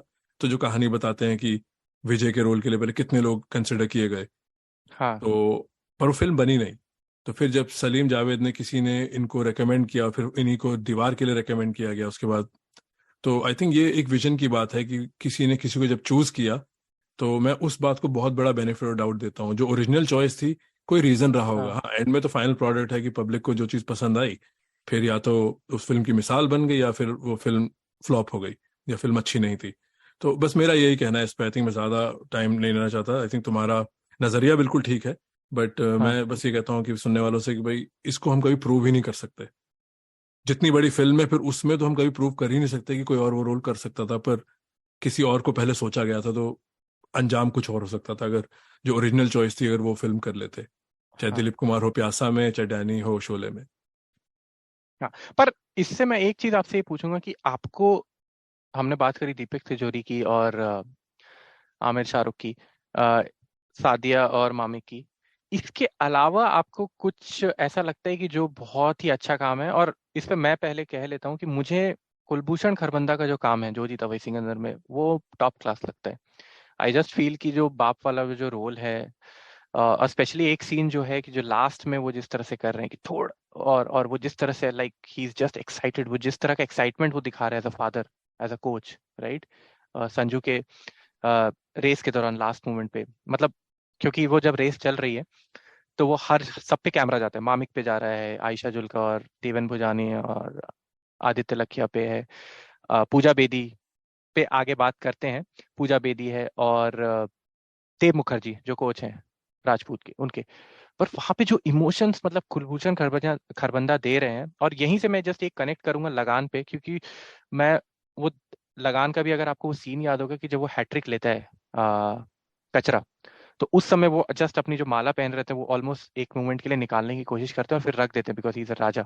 तो वो जो एक्टिंग है खरबंदा साहब की, मैं समझता हूँ कि वो मेरे जहन में मतलब घुसी हुई है, और वो सीन ऐसा है कि मैं जाके दोबारा देखता हूँ कि उनकी एक्टिंग स्पेशली। और अगर कभी ना की बात करें तो आ, दो दो लोग होंगे, Nasruddin Shah, even though I still haven't made up my mind कि उन्होंने जो वो एक्सेंट पकड़ा है एज अ फादर का, बट वो देखने में बहुत अच्छा लगता है नसरुद्दीन शाह साहब को। वहां पे जो वो जिस तरह से बोलते हैं, ये सुनील, कि इधर से जाओ या उधर से जाओ, गॉड सब तरफ गॉड का रास्ता जाता है। और इवन जब उसको वो समझा रहे हैं कि no no no no, this is cheating, तुमने हम्म। झूठ बोला, वो जिस तरह से बोल रहे हैं, मतलब मुझे तो बड़े पसंद है। और finally Goga Kapoor, it's also very remarkable for me कि गोगा कपूर को मैंने जितना भी देखा है फिल्मों में, हमेशा एज अ विलन ही देखा है। मैंने उनको कभी भी इस तरह के रोल में नहीं देखा था। लेकिन वो जब वो एंटर करते हैं वो क्लब में एज डॉन एंथनी, और जो उन्होंने लहजा पकड़ा है, वो भी मतलब I think now it's like again a cult character for everybody, कि वो जिस तरह से उन्होंने प्ले किया है। तो आपको कुछ है मेन किरदारों और इनके अलावा की, और आई जो आपको बहुत अच्छे लगते हो इन दोनों फिल्मों में? नहीं, बस मैं इस बात को दूसरे अंदाज में कहना चाहूंगा। आई थिंक तुमने काफी ग्राउंड कवर किया यहाँ पे, तो हाँ वो रिपीटिंग हो जाएगा मेरे हिसाब से, क्योंकि मैं सहमत हूँ ज्यादातर। तो ये कहना चाहूंगा कि कभी ना इस वो आई थिंक बहुत करीब है एक आर्ट हाउस फिल्म से, क्योंकि मुझे कुंदन शाह के बारे में जो सुना है, मैंने उनका काम बाद में देखा है थोड़ा बहुत। तो आई थिंक उसमें कैरेक्टर्स थोड़े रियल हैं, पर जो टिपिकल हिंदी फिल्म की जो इमोशंस और बॉलीवुड एक्टिंग है, वो आपको जो जीता में दिखती है। और मैं तुमसे हाँ बिल्कुल सहमत हूँ, कुलभूषण खरबंदा हो, चाहे मामिक हो, चाहे आयशा जुल्का हो, चाहे दीपक तिजोरी हो, यहाँ पे लग रहा है कि आमिर खान के अलावा सब अपनी ए गेम पे हैं। तो चाहे पूजा बेदी हाँ हो, राइट। तो और हाँ हाँ कभी या कभी ना में जो तुमने बोला कि क्रिस और आना की भी जो एक्टिंग है और जिनके रिलेशन है, उनकी जो दोस्तियां भी हैं, जैसे यस और सुनील की दोस्ती है, पर वो घोड़े और मकसूद वाली दोस्ती नहीं है, हाँ राइट। तो आई थिंक वहाँ आई थिंक थोड़ी कैरेक्टराइजेशन भी ज्यादा डीप है हाँ। कि फिल्म की वहां पे शायद। बस हाँ। आपको सॉरी इंटरप्ट करूं, वहां पे वही है कि जो संजय का कैरेक्टर है वो उनसे भी लड़ लेता है कि तेरे को ऐसा नहीं करना चाहिए था अंजलि के साथ, वो कहते हैं ना उसको, तो बोलता है कि जाओ मुझे किसी की जरूरत नहीं है, संजय वहां पे। पर यहाँ पे आई थिंक यसडी के आई थिंक वो यहाँ पे भी सुनील जो है वो कहता है कि तुम्हें जूते पड़ेंगे जाओ वो गाना बजाओ, लेकिन यसडी आता है उसके पास। I think that's a very like a light movement, और उन्होंने अच्छा एक मूवमेंट दिखाया है कि जो आपका फ्रेंड है वो आपको कहता है कि अगर तू बोलेगा तो मैं भी बैंड छोड़ दूंगा, हम्म। राइट। तो ये सब चीजें मतलब कनेक्शन दिखाने की कोशिश करी है, कि ऐसा नहीं है कि वो कि हीरो की फिल्म है तो उसमें जो जो आप कहते हैं कि सपोर्टिंग कास्ट है उसको बिल्कुल भी तवज्जो नहीं दी गई। और इसीलिए आई थिंक मुझे भी ऐसा लगता है कि जो भी महान फिल्में होती हैं, जो टाइमलेस फिल्में होती हैं, उनके ये सब जो किरदारों पे कितना काम किया गया है राइटिंग में, वो बहुत मैटर करते हैं। सॉरी मैंने आपको इंटरप्ट किया। नहीं नहीं, पर आई थिंक तुमने हाँ बल्कि मुझे नई thought they the. I think इसी पॉइंट को मैं आगे लेके जाता हूँ। कभी या कभी हाँ ना में आई थिंक सुनील और जो लव एंगल है, राइट, वो हाँ प्रोटैगनिस्ट है। सुनील का प्यार और सुनील की चाहत, जो जीता में काफी सब प्लॉट्स हैं। प्यार तो बहुत एंड में आता है वो, क्योंकि आयशा जुल्का की तरफ से ही है वन साइडेड। वहां हाँ पे एक यूथफुल एवोल्यूशन है, एक लड़कपन है, एक दोस्ती, एक भाई का जैसे तुमने कहा कि भाई मामिक का रोल काफी ज्यादा गहरा है कंपेयर टू साथिया सिद्दीकी, क्योंकि मामिक उस फिल्म के एक तरह सेकंड हीरो है। तो हाँ जो जीता में जो प्लॉट है वो प्यार से बहुत दूर है। वो दोस्ती और एवोल्यूशन और एक यूथफुल एवोल्यूशन पे ज्यादा ध्यान दिया गया है। तो वहां पे आई थिंक किरदारों को भी और उस रोल में घुसने का मौका दिया डायरेक्टर और स्टोरी स्टोरी स्क्रीन राइटर्स ने। और कभी या कभी ना में आई थिंक एक सेट गोल है सबका, पोजीशन मेरे हिसाब से सेट है कि वो सुनील की जर्नी है बस। यस हाँ भी वो संजू की जर्नी है, बट वहां पे और लोग उस जर्नी को इम्पैक्ट करते हैं। यहाँ पे सुनील ही गलत कर रहा है, सुनील ही सही कर रहा है। ठीक है, गोगा कपूर का रोल मैं मानता हूँ काफी इम्पैक्टफुल है, कि वो टाई इन होता है कि कैसे एक हीरो है जो अपने प्यार में एक डॉन के आगे भी बहक जाता है। आई थिंक वो बिलीवेबल लगता है थोड़ी देर के लिए। तो आई थिंक यहाँ दोनों फिल्मों में आई थिंक अपनी हाइलाइट्स हैं। तो पर हाँ, एक बात है जो मैं चाहता हूँ कि हम भूले ना, जो रियलिज्म और आइडियलिज्म की बात मैंने पहले उठाई थी जो जीता के लिए, आई थिंक तुम्हारी एक बहुत जबरदस्त ऑब्जर्वेशन है, वो शेयर करो सबके साथ। हाँ। तो आई थिंक ये मेरी ऑब्जर्वेशन कभी हाँ कभी ना को भी लेके है, बट पहले जोजिता की बात करते हैं कि जैसा कि देखा है हमने उस फिल्म में कि जब आप वो फिल्म देख रहे हैं तो you are always rooting for model. और ये आप कह लीजिए कि ये फिल्म बनाने का एक तरीका होता है, कि जिस तरह से आप किरदार को दिखा रहे हैं, या जिन किरदारों पे आप ज़्यादा फोकस डाल रहे हैं, वो डायरेक्टर की एक आप कला कह लीजिए कि आप किसके लिए रूट करेंगे वो आपको समझ में आ जाता है। तो जब जो जीता वही हम देख रहे हैं तो उसमें we all are rooting for model. पर मैं जब रियल लाइफ में सोचता हूँ कि अगर मुझे अपनी बेटी को या अपनी सिस्टर को या उसके लिए मेरे को स्कूल चूज करना है या किसी के लिए कॉलेज चूज करना है, तो मैं राजपूत चूज करूंगा या फिर मॉडल चूज करूंगा। And I think most of us, I think to be honest, I think हम राजपूत ही चूज करेंगे।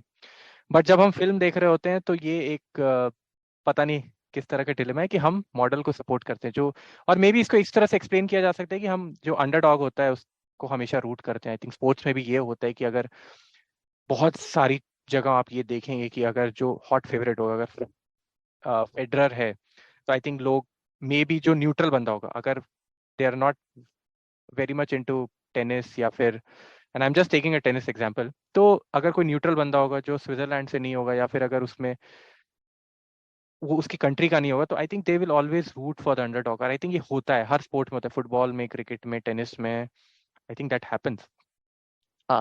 पर ये चीज मुझे बड़ी ही थोड़ी सी इंटरेस्टिंग लगती है कि जब हम रियल लाइफ में होते हैं तो फिर हम राजपूत चूज करते हैं, पर फिल्म में मॉडल को सपोर्ट करते हैं। अगर कभी हाँ कभी ना की बात करूँ तो वहां पे भी मुझे ऐसा लगता है कि even though it's very unusual for a Hindi film कि जो सुनील है वो लड़की को जाने देता है, लेकिन रियल लाइफ में आई स्टिल फील कि अगर आपका ब्रेकअप हुआ है या if you don't get the girl, I really don't think, और maybe I am coming from that conditioning कि अगर आपको लड़की नहीं मिली है तो आप शायद उसकी शादी में नहीं जाएंगे, या फिर may be you won't be his best man, या जो भी जिस बंदे के साथ शादी हो रही है कि आप इतने खुश होंगे। इवन तो वहां पे वो इमोशन दिखाया कि वो खुश नहीं है, वो ऑब्वियसली अंदर से दुखी है, और उसके बारे में हमने पहले भी बात करी कि वो जिस तरह से अपनी बहन को देखता है। बट इवन दैट फेकनेस, या जो you are trying to show कि नहीं भाई मैं खुश हूँ, ठीक है, तुझे जो चाहिए था उसमें मेरी खुशी है, that is a little unusual in real life.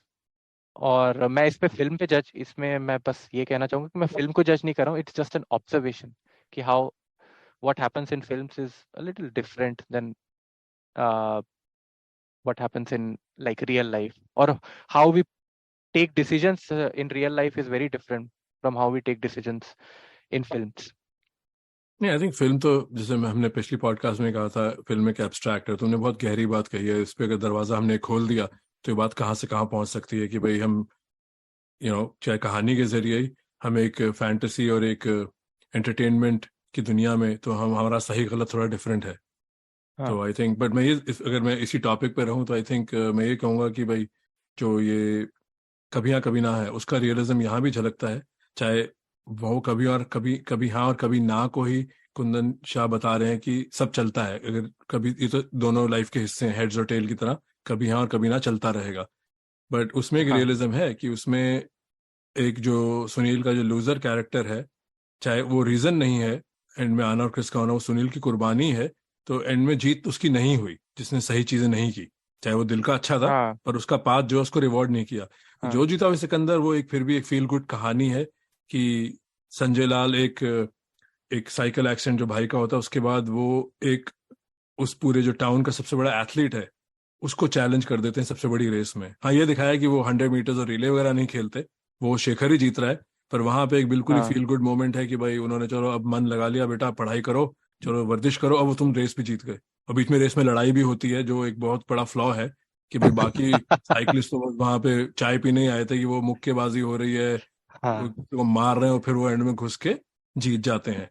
वो आई थिंक एक सबसे बड़ा फ्लॉ है जो जीता हुआ सिकंदर का, कि हाँ उनके पर वो लड़ाई दिखानी जरूरी थी, कि वरना उसके बिना साइकिल हाँ रेस के बाद तो कुछ एंगल ही नहीं था वो लड़ाई दिखाने का, फिर तो फिल्म खत्म हो गई थी। जो असरानी का डायलॉग भी मैं मान गया, जो जीता Wohi Sikandar. But I think अच्छी कहानियों का हाँ यही है कि आप उनको डाइसेक्ट कर सकते हैं। बुरी कहानियों को भी कर सकते हैं, बुरी हम्म, कहानियों को आप सीरियसली डाइसेक्ट नहीं कर सकते, फिर आप कहते हैं तो मजाक है या समझ ही नहीं आई बात, या हाँ इस समझ से बनाई गई है। बट आई थिंक अच्छी कहानियों में यह है कि भाई आप, जैसे हम 1.25 घंटा से बात कर रहे हैं, हमने काफी इन दोनों फिल्मों की बात की। तो और मजरूर सुल्तानपुरी का म्यूजिक तो मैंने बोला है, पर इसमें एक और कैरेक्टर है जो आपने कचरा की भी बात की, और कोई सिमिलैरिटीज है इन दो फिल्मों में या हाँ। जो स्टैंड आउट करती हैं? तो मैं आपसे पूछूंगा कि आपको क्या लगता है कि हमने दीपक तिजोरी की बात करी जो कि कॉमन थीम है दोनों फिल्मों का, फिर आदित्य लखिया जो कि टोनी है उस कभी यहाँ कभी नाम है, और वहां पे घोड़े हैं।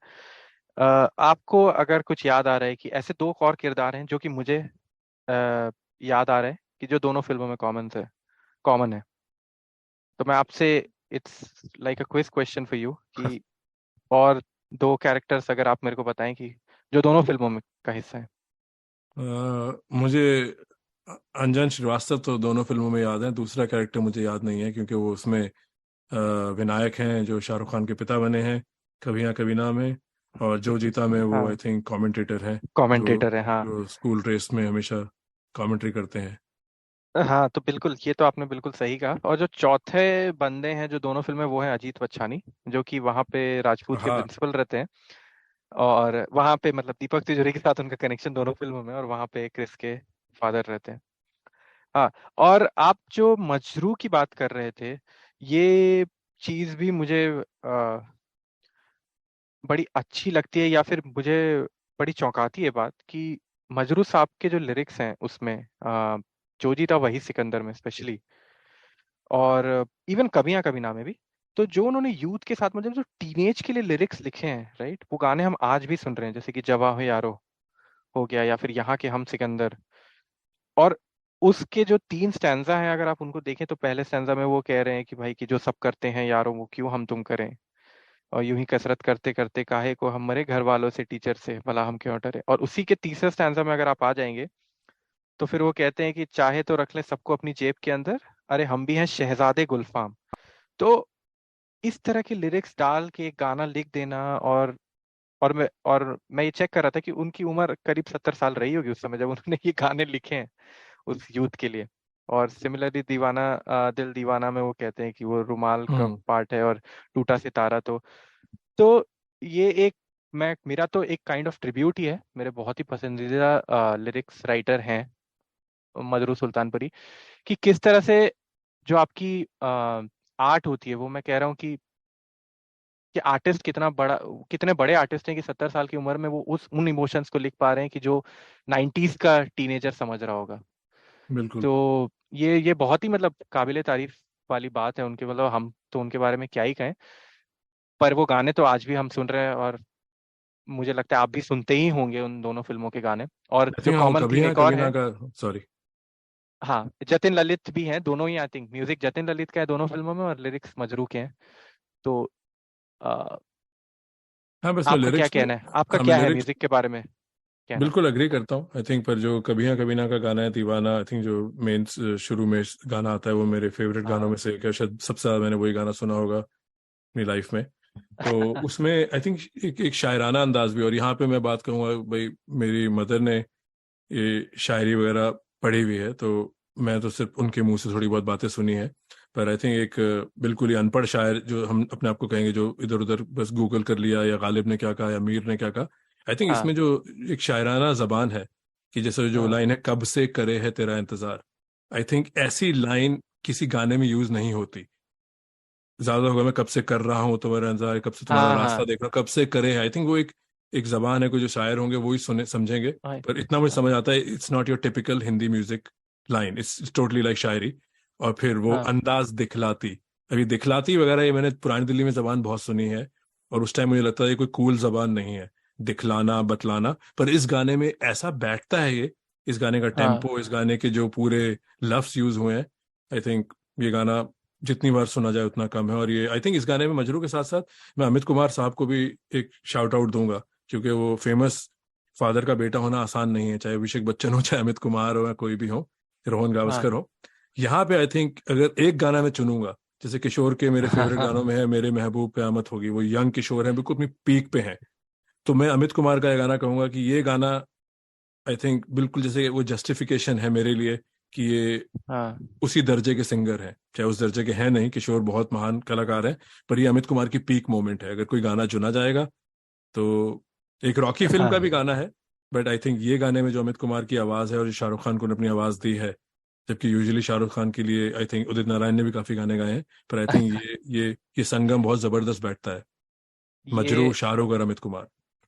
हाँ, पर इस पे मेरा थोड़ा सा डिफरेंट ओपिनियन है कि जब मैं शायद, या उस समय जब सुन रहा था ये गाने और छोटा था, तो मुझे ये बात बड़ी हर्ट करती थी कि जो शाहरुख खान की आवाज है वो उदित नारायण को क्यों नहीं दी, और जो दीपक तिजोरी का पार्ट है वो अमित कुमार को क्यों नहीं दिया। क्योंकि मुझे ऐसा लगता था कि उदित नारायण की आवाज में जब मैं, क्योंकि हमारे पास कैसेट भी था उसका, तो जब मैं उदित नारायण की आवाज सुनता था तो मुझे थोड़ी सी एक अलग ही एक्साइटमेंट और एनर्जी उसमें उस गाने को लेके होती थी।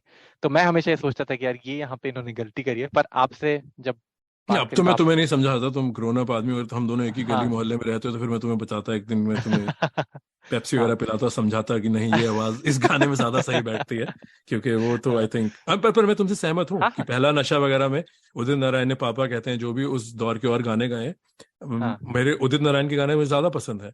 और वो आवाज भी हाँ चाहे शाहरुख को दी हो, चाहे आमिर को दी हो, किसी को दी हो, चाहे अक्षय को दी हो, बट हाँ आई थिंक ये जो अमित कुमार का गाना, ये एक्सेप्शन है, और इतनी ब्रिलियंट एक्सेप्शन है कि आई थिंक अब वो वाली बात आ गई कि मैं अपने आप को कॉन्ट्रैक्ट करूंगा। आई थिंक इट्स फिटिंग कि और किसी को सोचना ही मुश्किल है कि अभिजीत या कोई और वो गाना गा पाते। हाँ हाँ। अच्छा, मजरू साहब की बात कर रहे हैं, तो ये जो आपने दीवाना दिल दीवाना, बहुत ही अच्छी बात कही कि उस तरह से उनका लिखने का स्टाइल एक अलग था। पर ये इसके जो दो और गाने भी हैं, एक तो आना मेरे प्यार, आना मेरे प्यार को ना तुम झूठा समझो जाना, तो इसमें भी एक लाइन है जो बड़ी आई थिंक उसके कैरेक्टर बिल्कुल डिफाइन कर देती है, और वो है कि वो कहता है कि झूठा हूं या सच्चा हूं जाने सारा जमाना। And I think that's what is, कि जब वो चीट भी करता है तो फिर वो उससे बड़ा अनकंफर्टेबल फील करते हैं कि मैंने ऐसा क्यों किया, और फिर जाके वो सबके सामने वो बता देता है। तो ये आई डोंट नो कि उन्होंने जानबूझ के डाला, बट आई थिंक उसके कैरेक्टर को भी बहुत डिफाइन करता है सुनील का, कि मैं जैसा भी हूँ सब मेरे को जानते हैं कि I am not a fake person. और एक और जो सेकंड बात मैं कहने वाला था कि जो कि लिरिक्स जो बड़ा हिट करता है वो है कि जिस तरह से आई थिंक ये हमने गुलजार साहब को देखा है कि इस तरह से वो करते हैं कि लिखते, पर यहाँ पे जो मजरू साहब ने कहा है कि बंसी को लकड़ी सदा समझे समझा किए तुम, पर उसके नगमों की धुन कहाँ सुन सके तुम। तो मतलब जो मैं भी ऐसा कोई बहुत बड़ा अ, शायरी जानने वाला नहीं हूँ, पर बड़े अच्छी लगती हैं ये लाइंस जो सुन के। और फिर आती है कि दिए की माटी देखी देखी ना उसकी ज्योति, सदा तुमने अब देखा हुनर को ना देखा। तो ये जो उन्होंने मतलब लिखा है कि मैं कह रहा हूँ कि वहां पे एकदम मतलब जो परफेक्ट लाइंस है जो मतलब उस सिचुएशन पे जरूरत है वो लिखिए। क्योंकि हमने इतनी बात हम कर रहे हैं कि इन दोनों किरदारों की, पर ये बहुत इंपॉर्टेंट हो जाता है कि जो ये गाने भी हैं वो, और ये जो सपोर्टिंग कास्ट कह लीजिए, जो लिरिक्स राइटर है, म्यूजिक राइटर है, इनका बहुत बड़ा रोल है इस फिल्म को वहां तक पहुंचाने के लिए, या कि हम आज भी याद कर रहे हैं। क्योंकि शायद आज भी अगर हम ट्रिब्यूट देंगे जो जीता वही सिकंदर या कभी हाँ कभी ना को, तो हम मजरू साहब की बात नहीं करेंगे। तो मुझे लगता है वहां पे जरूरी है कि थोड़ा सा इनको भी क्रेडिट दिया जाए, कि क्योंकि पहला नशा, right, everybody talks about that song, कि भाई कि अगर आप रोमांटिक सॉन्ग्स में बात करें तो शायद मुझे लगता है अभी ना जाओ छोड़कर के बाद मोस्ट पॉपुलर सॉन्ग होगा हिंदी सिनेमा का, हिंदी म्यूजिक में। और what we don't realize is कि जो उसके लिरिक्स हैं, पहला नशा पहला खुमा, वो मजरू साहब ने लिखे हैं। और तो मेरे लिए तो मतलब आई फील कि उनको और ज्यादा सेलिब्रेट किया जाना चाहिए, ऐसे लोगों को, कि उनका भी उतना ही इम्पोर्टेंट हाथ है कि इन सब लैंडमार्क फिल्म्स में, जितना कि हम कह लें कि शाहरुख का, आमिर का, मंसूर खान या कुंदन शाह साहब का है। और मैं एक और बात कहना चाहूंगा इन दोनों फिल्मों की। अब जैसे कि मैं इंग्लिश मीडियम स्कूल गया था और वहाँ पे जब आप टीनेज हो गए थे, टीनेज एज में आते हैं, तो हाँ आसपास जो माहौल था वो ज़्यादातर इंग्लिश पॉप कल्चर म्यूजिक का था। कि जो भी लोग सुन रहे थे उस टाइम के जो भी इंग्लिश या अमेरिकन या ब्रिटिश आर्टिस्ट थे, तो हम्म। वो गाने सबके घरों में या जो पार्टीज वगैरह होती थी, तो जो कूल बच्चे थे या जो भी कहने को, वो ये सुन रहे थे। पर ये दिल है कि मानता नहीं से लेके कभी यहाँ कभी ना तक, ये 2-3 एल्बम्स थी जो मुझे ध्यान पड़ा, ये वो लोग भी सुन रहे थे ज्यादातर इंग्लिश फिल्मों की तरफ जिनका झुकाव था। तो यहाँ भी एक कनेक्टिविटी बनी थी जो सुनने को नहीं मिलती थी। भाई एक क्राउड तो थी मुझ जैसी जो ज्यादातर हिंदी फिल्में ही देखते थे। हाँ मैं इंग्लिश फिल्मों का मेरा मेरा सफर आई थिंक बहुत लेट शुरू हुआ है। आई थिंक मैंने 2-3 स्टेलोन वगैरह की फिल्में देखी, फिर बाद में यूएस में आके तो बिल्कुल ही हाँ। मुझे ज़्यादा एक्सपोजर मिला और मैंने अपनी मर्जी की फिल्में देखनी शुरू की। बट आई थिंक एक म्यूज़िक, जैसे तुमने कहा, उसकी एक ज़बान अपनी है और हिंदी फिल्मों में उसका बहुत एक अहमियत है। तो उस नज़रिए से मैं ज़रूर कहूँगा कि उस इरा में ये 3 एल्बम्स थी। दिल है कि मानता नहीं वॉज अ कल्ट मूवी। हमारे स्कूल की जो क्राउड थी, एक बार ये था कि स्कूल बंक करके लोग गए थे, तो आधा स्कूल वहाँ पहुंचा हुआ था ये फिल्म देखने। हम्म। तो जबकि मैं उसको इतनी अच्छी फिल्म नहीं मानता जितनी ये दोनों फिल्में हैं, पर इम्पैक्ट आमिर खान का, जैसे तुमने कहा था, यहाँ से शुरू होता है। कि Aamir Khan the serious actor, the spontaneous actor, जो नेचुरल, जो उसको कहते हैं, कई लोग नहीं कहते, पर मुझे लगता है कि जो, और ये आमिर खान की भी 3 फिल्में, मैंने शाहरुख की शुरू बोली थी, दिल है कि मानता नहीं, जो जीता और अंदाज अपना अपना, कि जहाँ उनकी एक स्पॉन्टेनिटी की पीक है, कि जो एफर्टलेस एक्टिंग है जिसको और किरदार और एक्टरों ने आगे जाके एक नए मकाम तक पहुंचाया है। आई थिंक ये 3 जो कैरेक्टर हैं, रघु और संजू और अमर, आई थिंक ये आमिर खान की, आई थिंक जब भी बेहतरीन फिल्मों की गिनती होगी, आई उनकी थिंक मुन्ना भी परफॉर्मेंसेस ऐड की। कर सकते हैं, आई थिंक वहां मुन्ना पे तो आप। उसके बाद में आया, मुन्ना तो बिल्कुल ही एक डिफरेंट रोल को ले जाते हैं, कि जो कि टपोरी और एक रफ एजेस वाला हाँ लड़का है। ये तीनों लड़के जो हैं, आई थिंक ये ज्यादातर जो पढ़े लिखे लोगों को कनेक्ट करने वाले हैं, जबकि अमर की आइडेंटिटी समझ नहीं आती कि वो कितना पढ़ा लिखा है। बट मैं जरूर कहना चाहूंगा, हाँ, कि हमने काफी बात की है। आई थिंक अब इस पॉडकास्ट को और खत्म किया जाए तो आई थिंक हम दोनों शाहरुख और आमिर पे अपने 2-2 मिनट ले सकते हैं, जो इन फिल्मों के मेन किरदार हैं। आ, हाँ आप अनलेस पहले कोई और जाइए फिर टॉपिक मैं हो जाता जो हूँ। मैं भूल गया हूँ, और अभी भी हम कवर कर सकते हैं, ऐसा कुछ नहीं है कि हमने एक बार कह दिया। तो अगर तुम्हें कुछ और कहना है इन दोनों फिल्मों के बारे में, तो नहीं, हमने प्लीज गो काफी अहेड। हमने सारी बातें कर ही ली हैं, किरदारों के बारे में बात कर ली, और उस जो हमें पसंद है थीम्स, या उस फिल्म के किरदार जो हमें पसंद है उसके बारे में भी हमने बात कर ली है। मैं अ, एक और चीज प्लग इन करना चाहूंगा कि 2017 में जो जियो मामी फेस्टिवल होता है, वहां पे जो जीता वही सिकंदर की सारी कास्ट आई थी, एक्सेप्ट कुलभूषण खरबंदा, वो भी आई थिंक ऑन वीडियो थे। तो राजीव मसंत और अनुपमा चोपड़ा के साथ पूरी कास्ट का एक डिस्कशन है। तो इट्स अ इंटरेस्टिंग टेक। जिन लोगों को ये फिल्म पसंद है वो जरूर जाके वो देख सकते हैं, कि क्योंकि उसमें फिल्म के बारे में काफी कुछ डिटेल्स बताई गई हैं कि किस तरह से वो जब शूट कर रहे थे और क्या क्या मतलब डिफिकल्टीज थी, और जब वो फिल्म बना रहे थे तो उन्हें कैसा लग रहा था कि ये किस तरह की फिल्म बनेगी। तो वो ये मैं कहना चाह रहा था कि उसको आप यूट्यूब पर देख सकते हाँ हैं। मैंने, हाँ देखा है मैंने भी वो जब जो जीता की सेलिब्रेशन हुई हाँ, थी, पूरी स्टार कास्ट आई थी। नहीं उसके अलावा तो बिल्कुल। आप शुरू करना चाहेंगे, हाँ आई शाहरुख और थिंक आमिर? मैं करियर ग्राफ से करूँगा, क्योंकि हमने फिल्म के बारे में तो काफ़ी बात कर ली, पर आई थिंक इन दो एक्टर्स के बारे में बात करेंगे।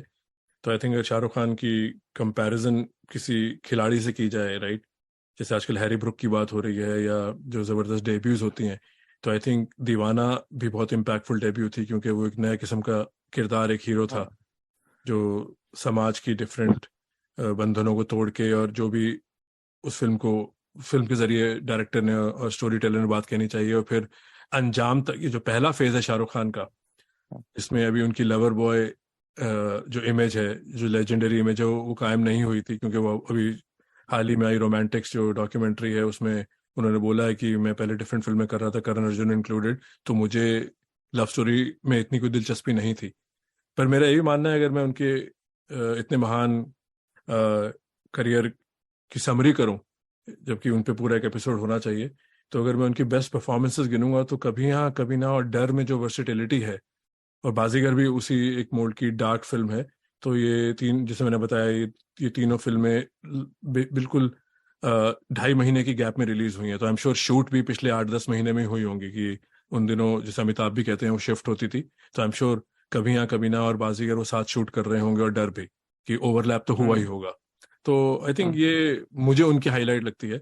इसके बाद आई एम श्योर वो मुकम्मल एक्टर हैं, और अपने वे में उनका बहुत बड़ा फैन क्लब है। पर जो जिस तरह का मैं उनका फैन हूँ, अगर मैं उनकी उनके किरदारों की लिस्ट बनाऊं, जो कि हम अक्सर ऐसी बातें करते हैं, उनकी बेस्ट क्या है, उसकी बेस्ट क्या है, तो कभी ना तो हमेशा टॉप पे रहती है, क्योंकि वो टेस्ट ऑफ टाइम भी पास करती है।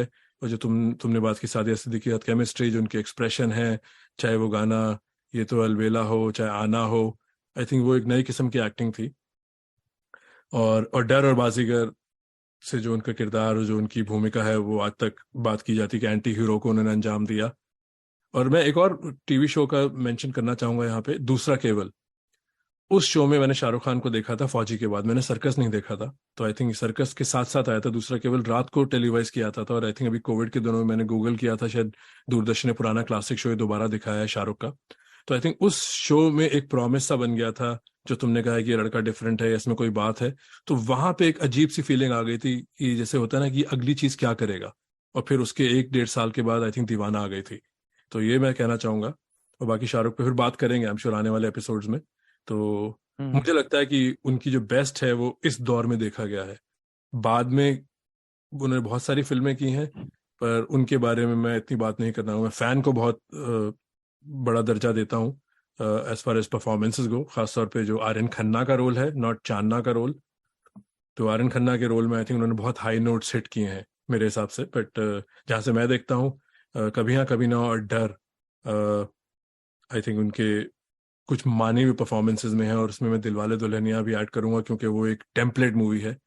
चाहे कई लोगों को ओवर द टॉप लगती हो, शायद तुम्हें भी लगती हो, पर जितनी बार मैंने वो फिल्म देखी है, मैं उसमें काफ़ी चीज़ें बाईपास कर सकता हूँ, क्योंकि मुझे उसमें उस राज के किरदार में एक ओरिजिनलिटी दिखती है। It's not my favourite character, ना वो मेरा फेवरेट जॉनरा हम्म, है, बट मुझे अगर शाहरुख के 4-5 बेस्ट रोल गिनने हो, तो मुझे ये 93 से लेकर 95 तक का फेज लगता है, जहाँ पे उन्होंने एक्सपेरिमेंट किए और उन्होंने डिलीवर किया। बाद में आई थिंक जो उनका यशराज और धर्मा प्रोडक्शन के साथ नाता जुड़ा है, वहां से मेरा फैंडम तो काफी कम हुआ है। क्योंकि मैं एक टाइम सलमान फैन भी था, ये बात मैं कभी ओपनली नहीं कहूंगा, पर इससे ज्यादा ओपन फोरम क्या होगा। मैंने चांद का टुकड़ा ओपनिंग डे देखी है, क्यों देखी है, क्या था वो दौर। 94 ही था वो, तब हम कॉलेज में आ चुके थे। तो मुझे तब सलमान, बागी वगैरह में काफी पसंद आए थे। आई थिंक सबकी अपना नजरिया होता है उस एज पे। हाँ और मैं नहीं कहूंगा कि आमिर मेच्योर लोगों की चॉइस है, पर आई थिंक जो जू जू मैं मेच्योरिटी की तरफ बढ़ता रहा, तो फिर मैंने रंगीला के बाद और जो जीता में एक वैलिडेशन जो मिली थी, रंगीला में वो कॉन्फर्मेशन हो गई, फिर मुझे आमिर खान ज्यादा पसंद आ गए। और मेरे मेरे मरहूम फादर से काफी जब फिल्मों की बात होती थी, he was a big Shahrukh fan, तो मैंने उनको काफी हद तक कन्विंस कराया कि आमिर बेहतर अदाकार है, और आमिर को भी आप उतना ही प्यार और दर्जा दीजिए जितना आप शाहरुख को देते हैं। ऑफ कोर्स शाहरुख दिल्ली से हैं, तो हमारा एक शाहरुख की तरफ सॉफ्ट कॉर्नर है कि हम सब दिल्ली से हैं। और आई थिंक, हाँ, मैं इनके बारे में यही कहना चाहूंगा। और आमिर को तो मैंने पहले भी अमिताभ वाले पॉडकास्ट में मैंने बोला था कि मैं दिलीप, आमिर, अमिताभ और रणबीर को मेन स्ट्रीम हीरोज में टॉप 4 में मानता हूँ। कोई पर्टिकुलर रैंकिंग नहीं है, पर इन चारों को मैं अपनी जनरेशन का बेस्ट अदाकार मानता हूँ। तुम क्या कहना चाहोगे? हाँ, जैसा मैंने शुरू में कहा था कि जब 90s में हमारी जो go to film film stars होते थे, एक्टर्स होते थे, कि उस समय आप फिल्म यही देख के जाते थे कि कौन एक्टर है, कौन एक्ट्रेस है। तो मैं तो यही कहूँगा कि मैं तो हमेशा से शाहरुख, आमिर और ये सलमान की फिल्में ही हमने देखी हैं ज़्यादातर। I know Akshay Kumar like had a second coming after Hera Pheri. और मुझे नहीं याद कि मैंने अक्षय कुमार की बहुत फिल्में 90s में थिएटर में देखी हैं, बारिंग अ फ्यू लाइक मोहरा, और इनको हटा दें अगर तो उनकी सारी फिल्में तो हम नहीं देखते थे। बट जो जो आप कह लीजिए जो टॉप बिलिंग वाले एक्टर्स थे, ये तीनों ही थे। और Salman Khan, I think 90s का सलमान खान मुझे भी पसंद था। बिल्कुल, I was a fan, no doubt. पर एक ये बहुत पता नहीं, कुछ लोगों को अजीब भी लगता है जब मैं कहता हूँ कि मैं एक्चुअली, बिकॉज अब तो ये फैन वॉर्स इतने आ गए कि it's like Shahrukh versus Aamir, and I think it's also in the main stream media also. ऐसा नहीं है कि हमेशा लोग ये बात करते हैं कि Shahrukh Aamir and all that. पर मुझे, मैं हमेशा से दोनों का फैन रहा हूँ। और एक्टिंग एक ऐसी आर्ट है, मैं समझता हूँ कि कुछ रोल्स हैं जो कोई एक पर्टिकुलर एक्टर कर सकता है जो दूसरा नहीं कर सकता है। और सेम चीज, मतलब एंड वाइस वर्सा, किसी भी अगर दो एक्टर्स को आप कंपेयर भी कर रहे हैं, क्योंकि, और इसका एग्जांपल अगर मेरे को देना हो तो जैसे कि मैं टपोरी रोल्स देखता हूँ, तो वहां पे मुझे लगता है कि बिल्कुल आमिर खान के पास एज है। क्योंकि मैंने जितना डुप्लीकेट में देखा है, या फिर जोश में वो जो गोवा वाला एक्सेंट किया शाहरुख खान ने, it doesn't look very convincing. Even Ram Ram जाने, जाने, ओह, या इवन उस राम पे तो जाने, पूरा ओके। पॉडकास्ट हो सकता है, कितनी बेकार फिल्म है वो। हाँ, और वही अगर आप रंगीला और गुलाम में देखें आमिर को, तो I think he aces that role. पर अगर आप उसका वाइस वर्सा करें, शाहरुख से कंपेयर करें, तो मैं समझता हूँ कि रोमांटिक रोल्स में जैसे कि, और कुछ किरदार हैं जैसे कि राजू बन गया जेंटलमैन, या फिर यस बॉस, एंड और शाहरुख की अगर बाजी का डर भी ले लें, जो कि थोड़े एंटी हीरो टाइप के हैं, वहां पे मुझे लगता है कि आमिर खान ने तो वैसा रोल नहीं किया। एक उन्होंने अर्थ में किया है, जो कि बहुत अच्छा काम है उनका, बिल्कुल like that, I feel that is one of his top works. पर वो जो एक नेगेटिव है ना, जो एक हीरो है जो ऑब्सेशन, वहां पे जो हम डर की बात की, even I am a very big डर और बाजीगर और अंजाम फैन। वो चीज मुझे लगता है कि वो अगर शायद वो, फिर वो जो पहली वाली बात आ जाती है कि जिसने किया नहीं उसको कैसे जज करे, बट मुझे लगता है वहां पे शाहरुख खान के पास एज है। ओवरऑल अगर मेरी ओपिनियन की बात करें, तो आई स्टिल फील कि आमिर खान को मैं थोड़ा सा ऊपर रखता हूँ in terms of acting Shahrukh Khan से। मुझे लगता है he is a better actor, even though I am very very disappointed in Aamir Khan in the last 10 years। I feel कि वो, लाइक जो वो कह रहे हैं वो करके नहीं दिखा रहे हैं, मतलब कि वो जिस तरह की बातें करते हैं, आई think he, and it's just coming out because I am his big, I am a big fan of him. तो मुझे लगता है कि पिछले 10 साल में तो उन्होंने बहुत डिसअपॉइंट किया, लेकिन हाँ, मैं ये मानता हूँ कि जो उनकी एक्टिंग है वो थोड़ी सी मैं शाहरुख खान से ऊपर रखता हूँ। But having said that, I am a big Shahrukh Khan fan. और जैसा कि आपने कहा, मुझे लगता है कि आपने उनका जो पीक रखा है कि वो कभी हाँ कभी ना, डर एंड अंजाम के आसपास, मुझे लगता है स्वदेश, कल हो ना हो एंड ऑल दैट में, इवन एक उनकी फिल्म है 1 2 का 4, जो कि मुझे बड़ी पसंद है, जहाँ पे मुझे लगता है कि वो बहुत अच्छी एक्टिंग की है। एक, again, not a very great film, हम तुम्हारे हैं सनम, जहाँ पे मेरे को लगता है कि like Shahrukh Khan is just top notch.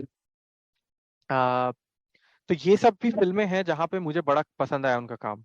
Like Chak they India तो है ही, I think one of his celebrated works. Overall मैं आई थिंक शाहरुख खान के साथ भी वही प्रॉब्लम है जो अमिताभ बच्चन के साथ शायद मिड 80s में हुई थी, कि जो मनमोहन देसाई और ये प्रकाश मेहरा के चक्कर में रह के उन्होंने ये सब हल्की फिल्में की। मुझे लगता है शाहरुख खान ने भी बहुत कुछ जो बीच का काम है वो काफी हल्का काम है उनका। मुझे लगता है कि उनमें बहुत ज्यादा काबिलियत है, मैं समझता हूँ कि, और वो अभी भी कर सकते हैं। अ, बहुत अच्छी एक्टिंग और बहुत अच्छी फिल्में कर सकते हैं। पर स्पेशली बीच में तो उन्होंने काफी खराब फिल्में, अब नाम नहीं ले रहा हूँ, पर कुछ फिल्में हैं जो कि उन्हें नहीं करनी चाहिए। और एंड में इस बात पे करना चाहूंगा कि जो आमिर और शाहरुख हैं दोनों, I think they are both are 57 now. और ये हमने अमिताभ बच्चन को देखा है कि he struggled with this in the early 90s, जब उन्हें समझ में नहीं आ रहा था किस तरह की फिल्में करनी है, और फिर वो लाल बादशाह और मृत्युदाता जैसी फिल्में कर रहे हैं, Kohram, where he is completely not in his zone. I think Aamir Khan के साथ ऐसा कोई ये नहीं है, पर आई थिंक अभी भी वो एज अ हीरो बन के आ रहे हैं। राइट, लाल सिंह चड्ढा हो गई, ठग्स ऑफ हिंदुस्तान। शाहरुख खान के साथ जो भी उनकी अभी फिल्म आई Pathaan, obviously did very well.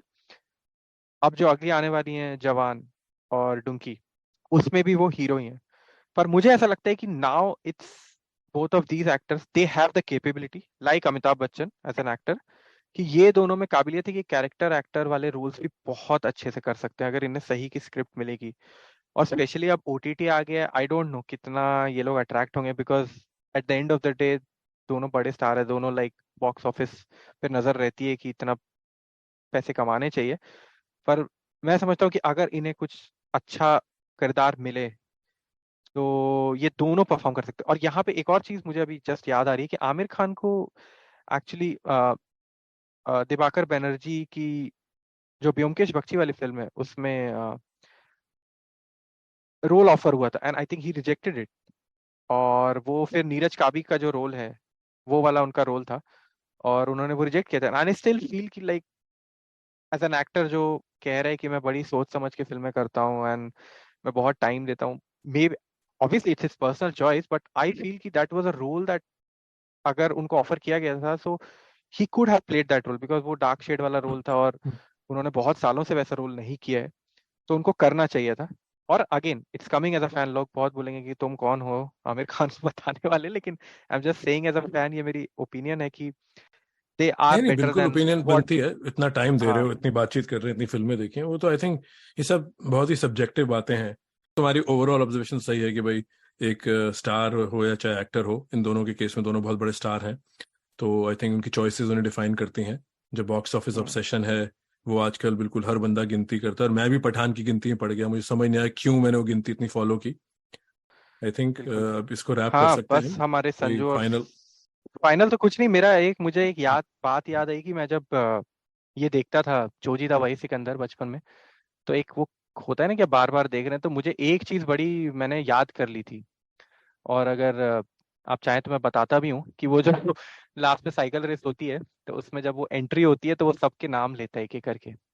अगर आपको याद हो वो इंस्टेंस की, जेवियर के रणधीर थापर, हाँ लॉरेंस के हाँ। नेविल, एंड्रयूज के अभय माथुर, और फिर वो कहता है 8वें स्थान पे I don't believe this Shekhar Malhotra, और फिर आता है पीटर्स के ब्रेंडन डिमेलो, और 10वें पर हैं एंड्रयूज के राजेश परमार, और फिर आता है 11वें पे हैं मॉडल के संजय लाल शर्मा। तो पता नहीं इतना मुझे इतनी अच्छी लगती थी फिल्म कि मैंने ये भी चीज एकदम याद कर ली थी कि ये कौन कौन रेस में फर्स्ट सेकंड थर्ड आ रहे हैं अभी बार बार देखे। और मैं आनंद को शाउट हाँ आउट देना चाहूंगा, जो मेरे काफी करीबी दोस्त है और उनकी भी फेवरेट फिल्म है। तो जब हमने कोविड में फिल्म डिस्कस की थी, एक्चुअली हम फिल्में डिस्कस कर रहे थे आमिर खान की, तो ये फिल्म का जिक्र मैंने नहीं किया था, तो आनंद ने अच्छा। व्हाट्सएप में बहुत ही जबरदस्त मैसेज डाला था, जो मेरी आखिरी लाइन होनी चाहिए इस शो के लिए, एंड फ्रॉम बारामुल्ला घाट जो जीता वही सिकंदर। हाँ, और ऑलराइट। हाँ, ओके। हाँ नहीं बस बोलो कभी बोलो। यहाँ कभी ना के लिए भी वो कहूंगा कि वो एंडिंग भी उसकी भी बड़ी प्यारी एंडिंग है, कि जिस तरह से वो गोगा कपूर की, अरे इसका टेंशन मत लो, इसके लाइफ में ये तो बहुत स्ट्रांग लड़का है, और कभी यहाँ कभी ना तो चलता ही रहता लाइफ में। आई think that's a very big lesson in life also, कि कभी हाँ कि कभी कुछ मिलता है, कभी कुछ नहीं मिलता है। और शाहरुख साहब ने भी, मैंने उनकी एक वो जो डॉक्यूमेंट्री देखी थी उसमें ये कहा था कि किसी को मुकम्मल जहां नहीं मिलता, किसी को जमीन, किसी को आसमान नहीं मिलता। तो या we can end on that note. जैसे परफेक्ट नोट टू एंड। तो काफी मजा आया, होपफुली सुनने वालों को भी मजा आया कि हमने काफी काफी चर्चा की है और शायद लोगों को लगा थोड़ा पकाया भी है, तो उसके लिए माफी। बट सुनिएगा जरूर आखिरी तक, चाहे 1.5 की स्पीड पे सुनिए, क्योंकि साहिल ने काफी अच्छे पॉइंट ऐड किए हैं, मैंने भी उनकी काफी उन पॉइंट्स को आगे ले जाने की कोशिश की है। ठीक है, फिर बात करेंगे। अब तो हमने अगला एपिसोड बता दिया है, एक्टर वर्सेस स्टार, इस पे काम करना शुरू करते हैं हाँ और बातों का सिलसिला जारी रहेगा।